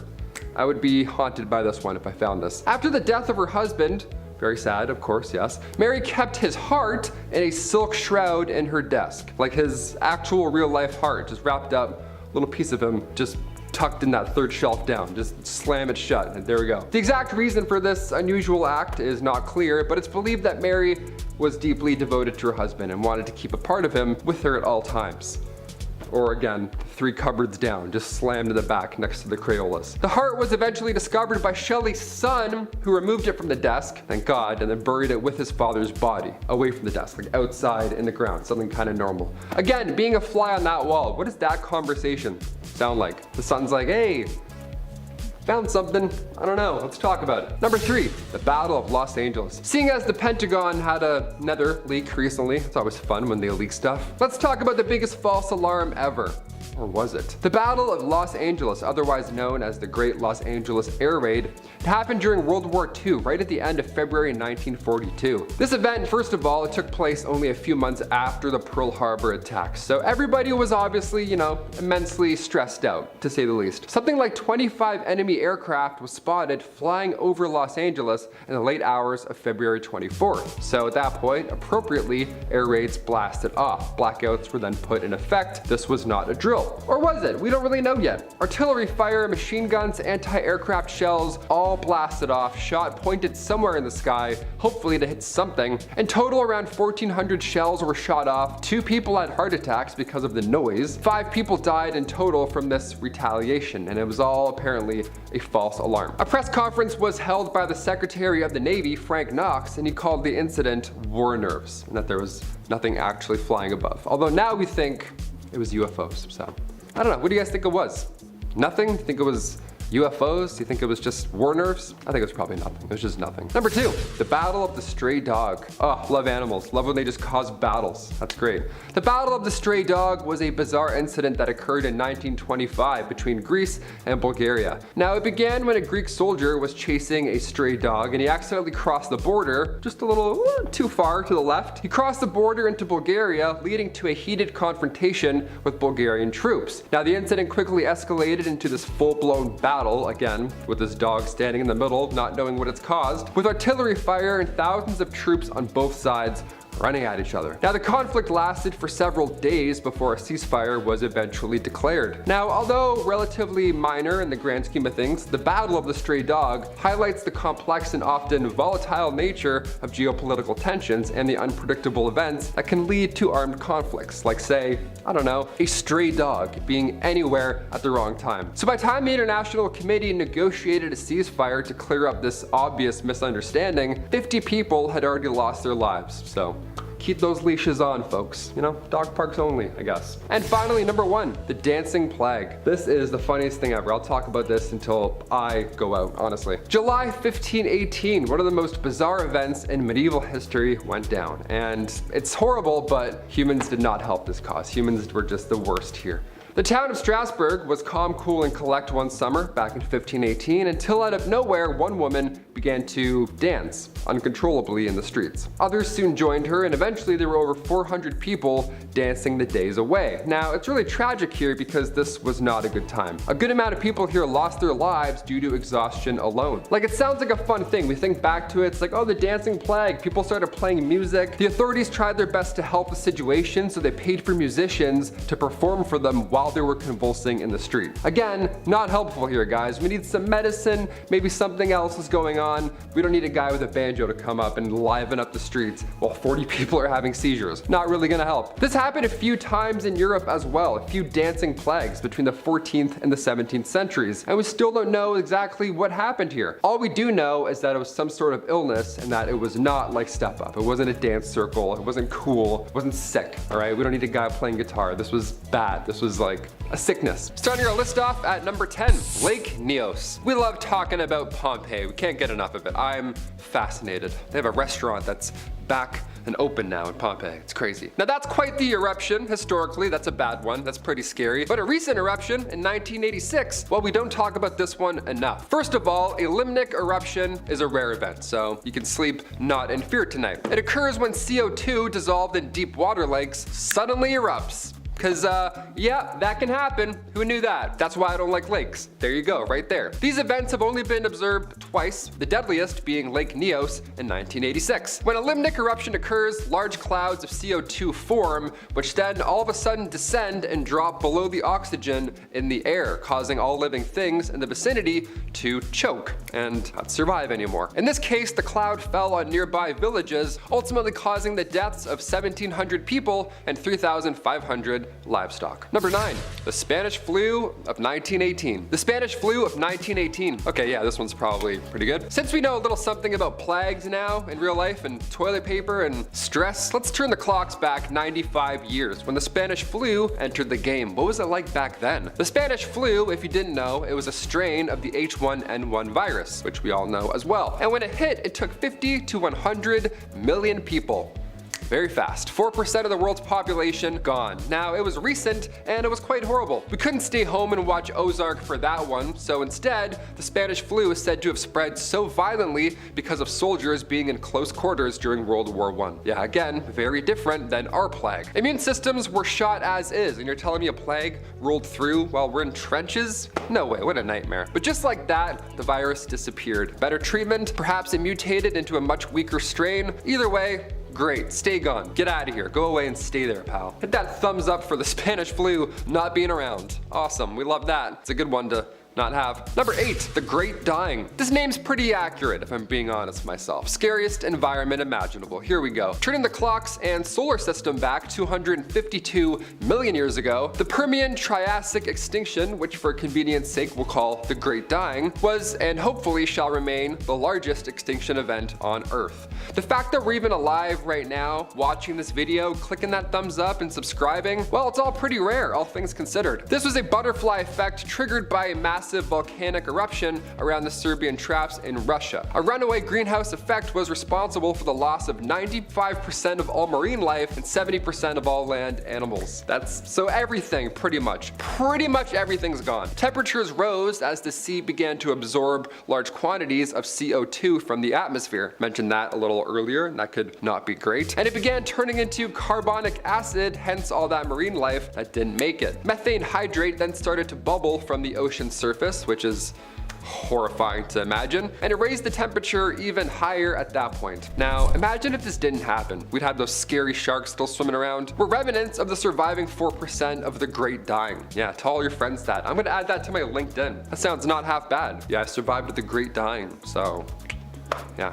Really good at scooping ice cream. Let's do it. Number 7, Maximilien Robespierre. On July 27th, 1794, French revolutionary Maximilien Robespierre and 21 of his followers were all arrested at the Hotel de Ville in Paris. Now, considering that this was 1794 and we got arrested, what follows is sure to be a public nightmare. The next day, Robespierre and again 21 of his followers were all taken to the Place de Revolution, where they were all executed by guillotine before a cheering crowd. Always a cheering crowd, of course. What else are we doing today? Let's go watch. What history tends to leave out of this part is that Maximilian attempted to take his own life beforehand because he knew his fate was gonna suck with the whole thing. But when he tried to take his own life, he survived and was left instead with a nasty jaw wound. So in Game of Thrones fashion, the executioner, when the time came, ripped the jaw bandage off first, and then he saw the guillotine. Yeah, again, to a cheering crowd, remember? They all watch all of this unfold. I can't even watch UFC sometimes. You're telling me people watch this? IRL? I'm gonna go throw up real quick. Be right back. Number 6, the eruption. Mount Pinatubo, which is located in the Philippines, was another volcanic eruption that shook up history. A little more recent than the other one. This was on June 15th, 1991. Mount Pinatubo, this massive volcano, erupted into what would be the second largest volcanic eruption of the 20th century. Impressive? Yes. Terrifying? Absolutely. Yep, this is very loud and scary. Activity in the volcano first started on April 2nd, 1991, and these things take a little time to, finish up. So that same year, researchers set up seismographs in the area, and by June, the volcano was having a group of progressively shallower eruptions. And then on June 12th, the volcano had its first spectacular eruption, which sent hot ash 19 kilometers up into the atmosphere, which then rained on down to everything around it, which is the worst thing I can imagine. Additional smaller eruptions continued continued on June 13th, which then led to some intense seismic activity. And then, on June 15th, the volcano once again went off, this time sending a cloud of ash 40 kilometers into the atmosphere. So, bye-bye sun for a little bit. This one's gonna linger. Number 5, cat attacks. If I had to pick, I would of course say I'm 100% a dog person. I'm sorry, I grew up with 2 cats, I'm allergic. I grew up with 2 dogs, not allergic. Dog guy all the way, sorry. Cats are cool, but this next story just totally freaked me out. Back in 1870, this rich woman had put her time, energy, and resources into cat breeding. How lovely is that? She had tons of cats, she loved all of them, and they loved her. Again, I'm allergic, so I'm already sneezing just reading about this story. It was the 1800s, okay? A lot of candles, everything was obviously extremely flammable, and disaster hit often in Victorian times. And in 1870, a fire broke out at this young woman's home. The cats were trapped inside the house. Now, they made it outside, don't freak out or anything, they all made it out, but by the time the 2 maids had kicked the door open to rescue said cats, they had gone full primal. They were afraid, they were freaking out, they were just scratching their way out through anyone and everything. The fire in the house had obviously scared them, so when the doors were open, these 2 maids were both sadly attacked by all of these cats. What a horrible thank you for saving all of their lives. I pulled my cat's tail when I was younger. I learned real quick, never to do that ever again. Number 4, hiccups. Today we have many cures for hiccups. Yeah, you gotta get scared or hold your breath or drink water like while you're doing a handstand. I don't know, everyone's got weird ideas, whatever. But nothing was as dangerous as the Victorian era hiccup cure. Yeah, ready for this one? Don't try it. This one's scarier than a jump scare, that's for sure. In 1899, again in the good old Merck medical manual, it recommended using chloroform to cure your hiccups. Yeah, just completely damage your entire nervous system and poison your kidneys, for sure. To get rid of hiccups, that's way better. This 19th century anesthetic was not a solution. Never try this. Continue scaring your family and friends. That's definitely the way we handle hiccups now. Number 3, tapeworms. Back in the Victorian times, they really figured out the trick to weight loss. Yeah, was it watching what you eat, maybe counting your steps, maybe getting a gym membership, something like that? Nope, nope, and no way. No, it was way easier than all those things combined. Can you believe that? And you didn't even have to pull back on how much you were consuming. Doesn't this sound fascinating? What is this? Well, all you needed was a handy tapeworm. Yep, I don't have one. I don't know why I pointed. That'd be gross if I had one. Yeah, tapeworm. You know those things that can kill you today if you get one? See, the plan was if you eat a tapeworm egg, okay, it will later hatch in your stomach, and at that point you could just eat anything you wanted. Because every time you ate, the tapeworm would also eat, so you could get your snack on while still rocking those Victorian skinny jeans, right? Tapeworm cyst pills, or go for a jog. Your call. Number 2, Victoria's reign. Queen Victoria's reign started in 1837 and it lasted until the Queen's death later on in 1901. At just age 18, Alexandrina Victoria had to rise up to the throne. She was born, of course, on May 24th, 1819. Queen Victoria was 5th in line when she was born, so right off the bat, it was actually highly unlikely that she would ever get the crown. Then one by one, out of nowhere, all of her family members began passing away suddenly. In 4 years, 3 of Victoria's cousins passed away, and then her father and grandfather both died a week apart from each other. So by the time 1830 rolled around, Victoria was only 11 years old, and already she was next in line for the throne. That's how fast it happens. So as if that wasn't already stressful enough, Victoria was brought up under the Kensington system, which if you haven't heard of before, it's pretty awful. Victoria's mother, Duchess Victoria of Kent, she created this Kensington system to control her daughter. She literally isolated the child from mates or family members, anything fun or social, you name it. Her mother did this to keep her pure, of course, to keep her the most pure lady. This system sounds awful. Her mother would monitor her every action, including who she can see or speak to. Victoria only had 2 playmates growing up. That's it. I'm like, hey, me too. She had her half-sister, Princess Fedora of Leamington, and the Duchess attendant Sir John Conroy, his daughter, Victoire. I mean, only 3 friends growing up, that's cruel. She shared a room with her mother until she was finally queen. Yeah, she couldn't walk down the hallway alone at any point. She had to always walk with her mother by her side, even to the washroom. That's crazy. Victoria has reflected on her childhood since, and yeah, she hates John Conroy for manipulating her mother, and she actually refers to him as Demon Incarnate, so that's good. It's a nice nickname. Incarnate? He's a demon. He's the worst. Let's just call him that. And finally, number 1, royal enemies. Being the queen and all, a security team is of course needed at all times. And during her reign, there were multiple attempts to harm the young Queen Victoria. The first attack was back in 1840. It was a young guy named Edward Oxford, and he attacked the Queen's carriage. Just ran at it like a crazy guy. Obviously, and thankfully, nothing happened. But when Edward was later accused of high treason, he was actually found not guilty due to insanity. Then a couple years later, in 1842, it happened again, but this time it was 2 men attacking the carriage. And then in 1849, her carriage was attacked by William Hamilton. In 1850, as the carriage was passing the gates of Buckingham Palace, Robert Pate, a retired soldier, ran up and hit the carriage with his cane. He was going nuts as well. Everyone wants this carriage. This is like the ultimate, no one's getting through this carriage apparently. Victoria was okay, luckily, but of course she was shook after all these events.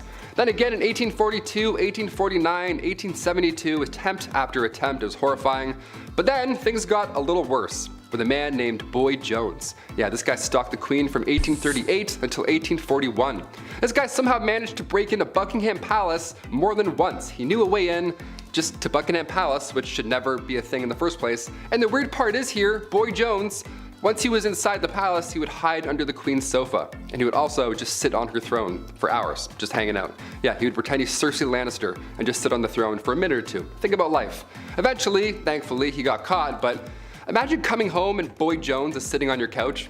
You're like, what are you doing? Take that shirt off, get out of here. Kicking off our list at number 10, the London tornado. We've all heard about the Great Fire of London in 1666. So let's talk about another horrible event from history, shall we? That's why I'm here, after all. On October 16th, 1091, harsh winds from the southwest took out more than 600 houses and a handful of churches. There was a mighty tornado. The Church of St. Mary was a rather unholy place to be on that specific day. The tornado killed 2 men in this building and it tore up the roof, and timbers went everywhere. The rafters were actually ripped from the structure, then slammed down far away back into the earth. Turns out historically about half of these rafters were buried in the dirt. That's how much force was thrashing them about. Tornadoes are so scary. I feel a strong wind outside and I'm immediately back inside. That's it. I'm shaking in my boots. I don't mess with wind. Number 9, the Great Drowning of Men. Such a tragic name, my lord. How about we take out the word great and all these references maybe? I don't know. It's kind of horrible. In the Middle Ages, coastal areas around the North Sea were hotspots for flooding. Now historically, there were numerous reports of flooding here, and for some reason, between the 11th and 15th centuries, this area would get absolutely destroyed. It would get completely swamped. And it's even larger than you can possibly imagine. The St. Marcellus flood took place on January 16th, 1362. Now the death toll here, I mean obviously it's impossible to tell for sure, but historians believe it was at least 25,000 people. That's horrible. Atlantic gales were to blame for the rush of water, because this event also goes hand in hand with the Great Wind of 1362. The Great Wind, awesome. The Mighty Wind, like it's not great at all. It's not really good. Number 8, one name. This next one here blows my mind. I never really thought about this before, but what was it like before we had surnames? Surnames were introduced to us in England in 1066, but before then, well, you were just Greg, period. That's it. There was another Greg, well, that was it. Now you guys had to fight till the death. No, I'm just kidding. At first, surnames were a little bit different. They were descriptions almost about the person you were meeting. So you'd meet a guy and he would say, hey, I'm Greg Red. Red signified his red hair. Makes sense. Greg Red, Greg Gray, he's getting a little old. Got it, Gregs, we're good. But the best part, your name could actually change over time because your description and then your appearance would also change. So one day you would meet Greg Red, but eventually his hair would fall out, he would age, then get stressed because, you know, he's living in the medieval times and all. And then once that happens, your name would change to match your new description. Now you're Greg Ball. Ball back then meant bald in Middle English, so everyone had the last name Ball. Isn't that amazing? Next video, I'll be Taylor Ball. I'll just be bald. Why not? Just change it up like Heisenberg. Number 7, medieval meals. Yes, I hope you're eating while you're watching this. If so, give it a thumbs up, take a big bite, and good luck. Seeing as the holidays just passed, I figured there's no better time to mention a medieval holiday tradition. I'm glad we don't do this one anymore. This one's pretty gross. Swans today, they're beautiful. We see them traveling in pairs, and we don't hunt them down because, well, that would be insane, right? Medieval days, swans were hot property. They were a delicacy of the upper classes. Christmas swan pie. Nice, here you go, for you and yours. Enjoy, Merry Christmas. I would be crying on Christmas Day if I saw this on the table. They would actually stuff swans with beef, which I personally don't recommend. Turkeys, I'm like, okay, that we've dealt with. Swans, I'm like, no, but they're in love. They mate for life. Do we eat both? Let's eat both, I guess. Other medieval meals included peacocks, cranes, turtle doves, sparrows, and herons. Herons? Imagine Christmas dinner is a heron lying on the table. You're like, really, Dad? I don't really want to eat this. This is a long the long neck. Number 6, the dancing plague. Okay, summer 1518, a summer we will never forget, sadly. One of the most bizarre events in medieval history, the dancing plague. The town of Strasbourg was calm, cool, and or collect until out of nowhere, one woman began to dance uncontrollably in the streets. She was convulsing, it was wild, but then soon others joined in, and eventually there were over 400 people dancing their days away. Now it sounds funny in some degree, but it's really tragic. This was not a good time at all. A great amount lost their lives due to pure exhaustion and heart attacks, and the authorities tried their best to help the situation, so they paid for musicians to perform for them while they danced, while they were convulsing. They're like, oh yes, bring in a jazz band, let's complete this image. This happened a few times in Europe, not just once.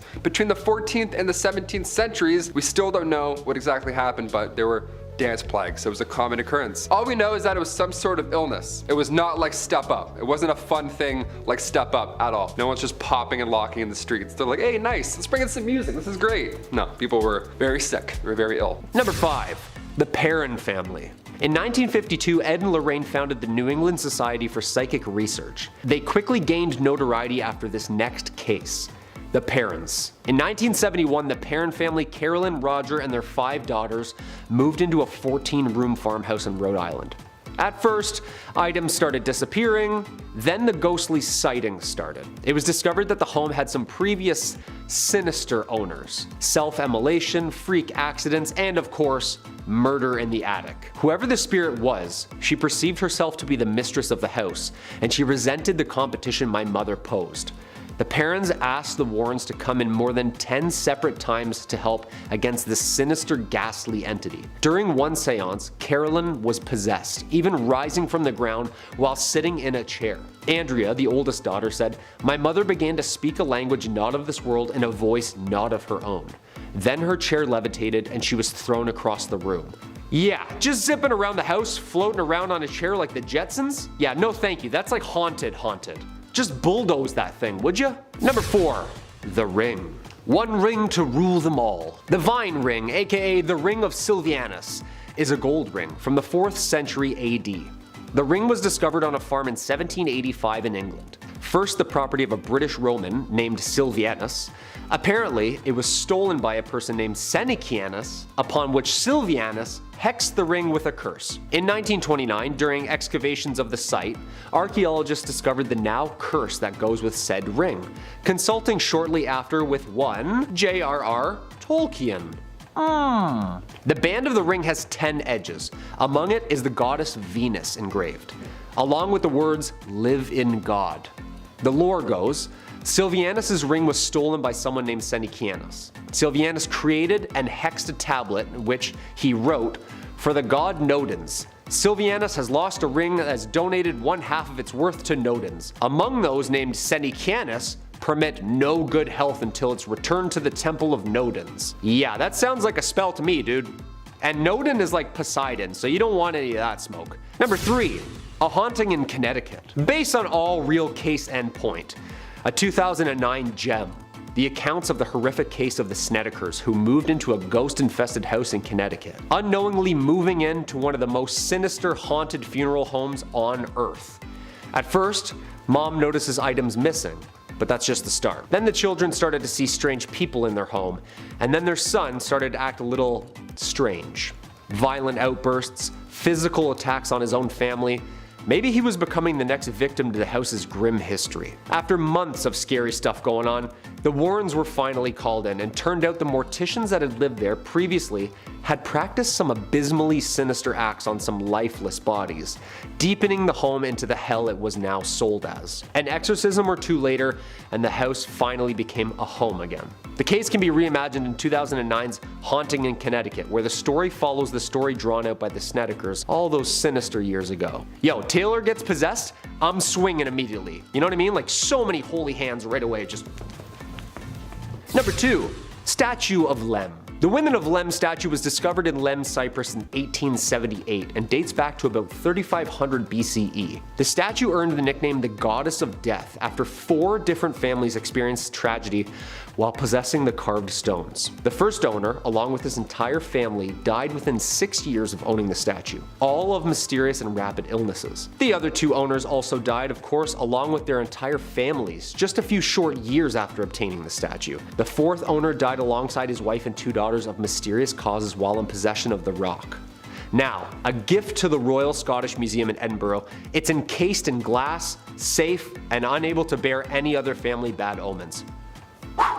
And number 1, the mummy. My number 1 spot, of course, this is the most terrifying find of all. In 1991, a 5,000-year-old frozen preserved human mummy was discovered in the frozen Ötztal Alps of Italy. Ötzi, of course, is the name the researchers chose to name this mummy for obvious location reasons. Ötzi, though, is believed to have been murdered before being frozen in time due to the discovery of an arrowhead embedded in his left shoulder, various wounds on his body, and also the blood-soaked tunic he's wearing with multiple people's DNA on it. Maybe in combat, maybe from megafauna, who knows? Scientists believe that he's the oldest known naturally preserved mummy on Earth. This is where it's gonna get spooky. Once unearthed, a curse surfaced too, and grew stronger as people linked to him began to die one after another in violent freak accidents. So far, 7 deaths have been tied or related to Ötzi's de-thawing, including forensic pathologist who was killed in a car accident en route to give a speech about Ötzi, a mountaineer in an avalanche, a hiker who discovered the Iceman falling down a treacherous path, the molecular archaeologist was found dead in his home, the head of the forensic team had a heart attack, another discoverer died of a sudden brain tumor, and another of multiple sclerosis. Yo, say what you will about curses, when people start dropping all involved with the find, I'd say it's probably the 5,000-year-old mummy you just found. You think? False alarms, sewage problems, and a couple battles that were fought over nothing. History is quite unusual at times, apparently. Welcome back to BumbleBee. I'm your host, Taylor McWaters. I'm so happy to be back. Healthy, that's nice, it's always fun. Here are the top 10 unusual events in history that sound totally fake, sound absolutely made up. Are they made up? I don't really know. Kicking off our list at number 10, the Field of the Cloth of Gold. Way too many words right off the hop. In 1520, King Henry VIII of England, he hosted a lavish birthday celebration for, well, himself, of course, he's a king, obviously. For himself and a diplomatic summit with King Francis I of France. 2 kings, 1 epic party. Here we go. The event took place in France and included elaborate feasts, jousting tournaments, okay, that's pretty distracting, and displays of wealth and power by both monarchs on both sides. Now, the summit aimed to strengthen the alliance between both England and France, of course, with the fun jousting happening in the corner. Again, so distracting at a banquet. But ultimately, it did little to resolve their long-standing conflicts. The Field of the Cloth of Gold is remembered as one of the most extravagant events of the Renaissance period, with each monarch trying to one-up the other the entire time. It turned into an absolute joke. One king would serve dolphin and the other king would come and serve swan. It was a lavish cook-off for 18 days straight. Yeah, the party lasted 18 days, so no one's lasting the entire time. Today, this 18-day party would have cost around $19 million, give or take a couple of swans. And dolphins? Monsters, absolute monsters. Number 9, safety coffins. Not to be confused with the safety dance, also quite fun. During the 18th century, there was a brief trend of designing safety coffins. Everybody thought they were the next Tony Stark. They wanted to make the coolest coffin. Weird brag. To get a patent on one of these bad boys, this was next level. They were made to prevent people from, being buried alive, but again, in style. These coffins were equipped with air tubes, bells, and even escape hatches, which would allow someone who was mistakenly thought to be dead to signal for help or even escape their box of death. Now, the thing is, many of these designs were very impractical or ineffective altogether. They were bull. These tubes were just a rat highway into your mouth while you were stuck in a coffin. It was horrible. God forbid you actually woke up in a coffin alive. Now you have to watch bugs and rats crawl out of this air tube until you actually did die. Some would say it's even worse than the original issue at hand. That's horrible. I'm itchy just thinking about that. Number 8, Andrew Jackson's pet parrot. I love animals. I had a bird for a hot minute there. Not the best animal in the house, but it's kind of fun. I don't know, he sucked at flying. Andrew Jackson, he was the 7th president of the United States, and he had a pet parrot named Paul.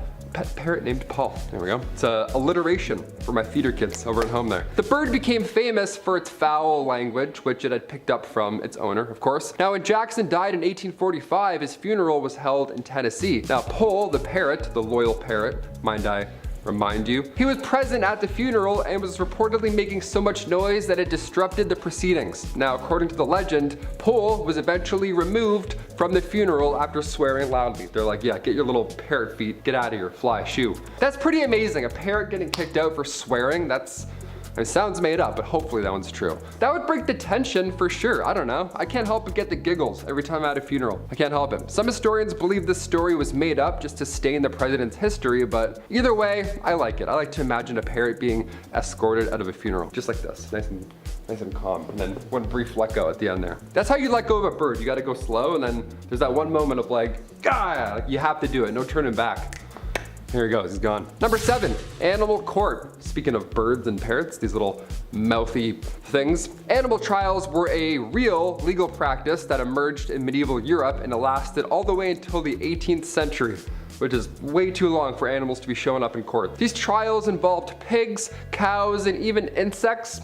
Yeah, a ladybug took the stand and then just flew off at some point. These animals were charged and tried in court. The animals were often accused of crimes such as theft, taking one's life, and sometimes even witchcraft. Yeah, that's amazing. They were usually assigned a lawyer and a legal defense team, and the trials were conducted in the same way as human trials were, which is so funny. Real people had to wake up and go here. I wish I could have been a fly on the wall during one of these hearings. You know, as long as I'm not the fly on the stand, we're all good. The verdicts of animal trials varied, but many animals were found guilty and then sentenced to death by hanging or burning. Again, imagine a praying mantis being hung in the middle of town square. Like, what? Who's going to watch this? Who's representing this? More importantly, the trials were often seen as a way for human beings to assert their dominance over the natural world, I guess, sure, and they were widely criticized by religious leaders and philosophers. Number 6, Lake Peigneur. In 1980, Louisiana's Lake Peigneur was accidentally drained after a drilling rig penetrated a salt mine right beneath it, just directly beneath it. The odds here, this was crazy. What a horrible surprise down below, my God. The drilling rig was owned by the Texaco Oil Company, and the accident was caused by of course, a miscalculation in the well's trajectory. As the drilling rig penetrated the mine, it created a hole that quickly grew in size, causing the lake to drain into the mine below. The lake drained like a massive bathtub. This event created a massive whirlpool that lasted for several hours. It pulled in trees, boats, and even a nearby drilling platform all into this watery vortex, like something out of Pirates of the Caribbean 3, or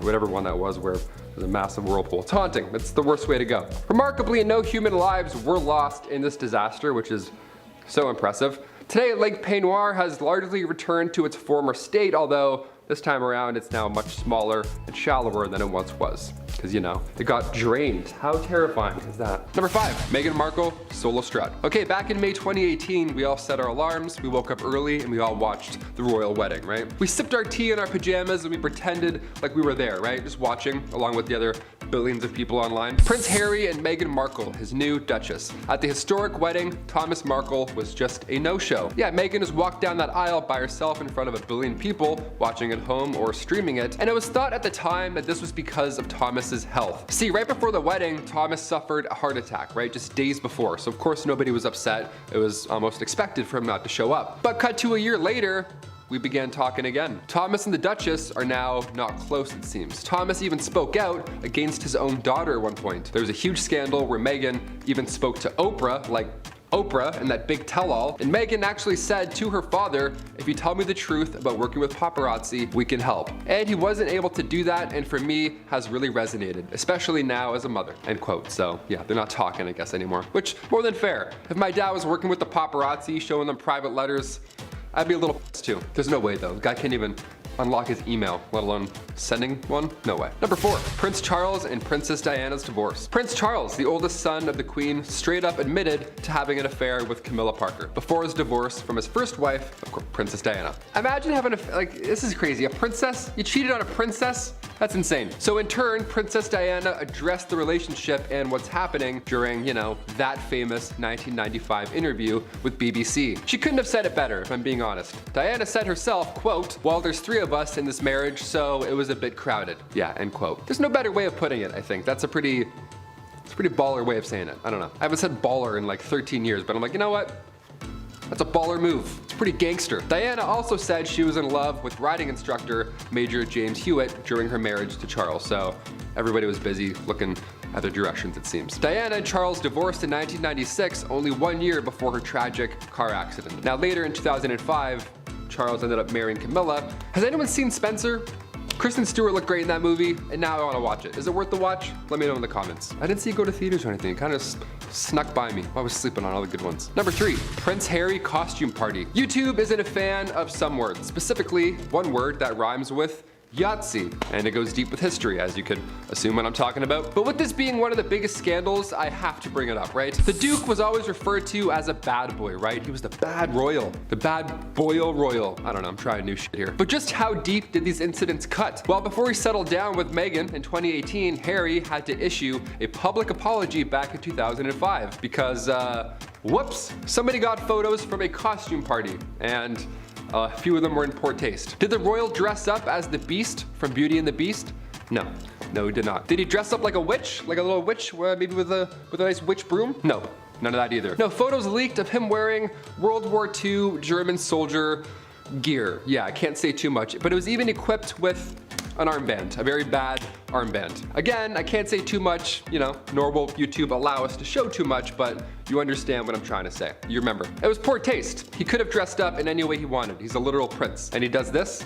It's off-putting. Harry said afterwards, and I quote, "I am very sorry if I caused any offense or embarrassment to anyone. It was a poor choice of costume and I apologize." End quote. Nice, right from the heart. That's good. Really goes deep with the royal history. We love it. Number 2, Vegas getaway. Nice, roll those dice. It's one thing to party like a rock star, but to party like a prince? What does that even mean? I gotta keep this Prince Harry train going because, well, now I'm mad at him, but there's even more photos from history that show what was really going down in the royal family, His priorities, dare I say. After that party incident, just 7 years later, scandalous photos emerged from Harry's Las Vegas trip. Yeah, I had a little boys' night, it seems. It turns out what happens in Vegas may just leak online for your entire family to see, and your grandmother. That's probably not a great time. These scandalous pics were taken during a strip pool game. Lovely, we like that. Make sure you call the right pocket while you're not wearing any. The scandal actually prompted St. James Palace to contact the Press Complaints Commission before the snaps even made their way to British tabloids. Yeah, they knew right off the bat they were fucked. They're like, can we call them? Can we send a pigeon? What's the fastest? And finally, number 1, Boy Jones and other attempts. Okay, being the queen and all in history, a security team is always needed, obviously. And during her reign, specifically Queen Victoria, there were multiple attempts to harm the young queen. First attack was in 1840. It was an 18-year-old man named Edward Oxford, and he fired towards the Queen's carriage. When Edward was accused of high treason, of course, afterwards, he was actually found not guilty due to, you guessed it, insanity. A couple years later, in 1842, it happened again. This time, 2 men fired at her, both also missed. In 1849, her carriage was attacked by William Hamilton. In 1850, as the carriage was passing the gates of Buckingham Palace, Robert Pate, a retired soldier, might I add, ran up and hit her with his cane. Victoria was okay, luckily, but of course she was shook. Then these incidents kept occurring again in 1842, 1849, and 1872. Attempt after attempt after attempt. But then things got a little worse and, dare I say, a little bit more weird. If you haven't heard of Boy Jones or anything that happened there, I saved it for last because it's so horribly creepy. A teenager stalked the Queen back in 1838 until 1841, and his name was Edward Jones. Edward Boy Jones. This guy somehow managed to break into Buckingham Palace more than once, right? Before Assassin's Creed came out, no idea how we thought of this. Guy just knows a route in, and he would break in and would hide under the Queen's sofa. That was his go-to spot. Or he would sometimes just sit on her throne. And one of the worst things ever, sometimes he would go through her drawers. He would go through the Queen's drawers. That's so gross. What? Like that's gross. He would steal her clothes until eventually, and thankfully, he got caught.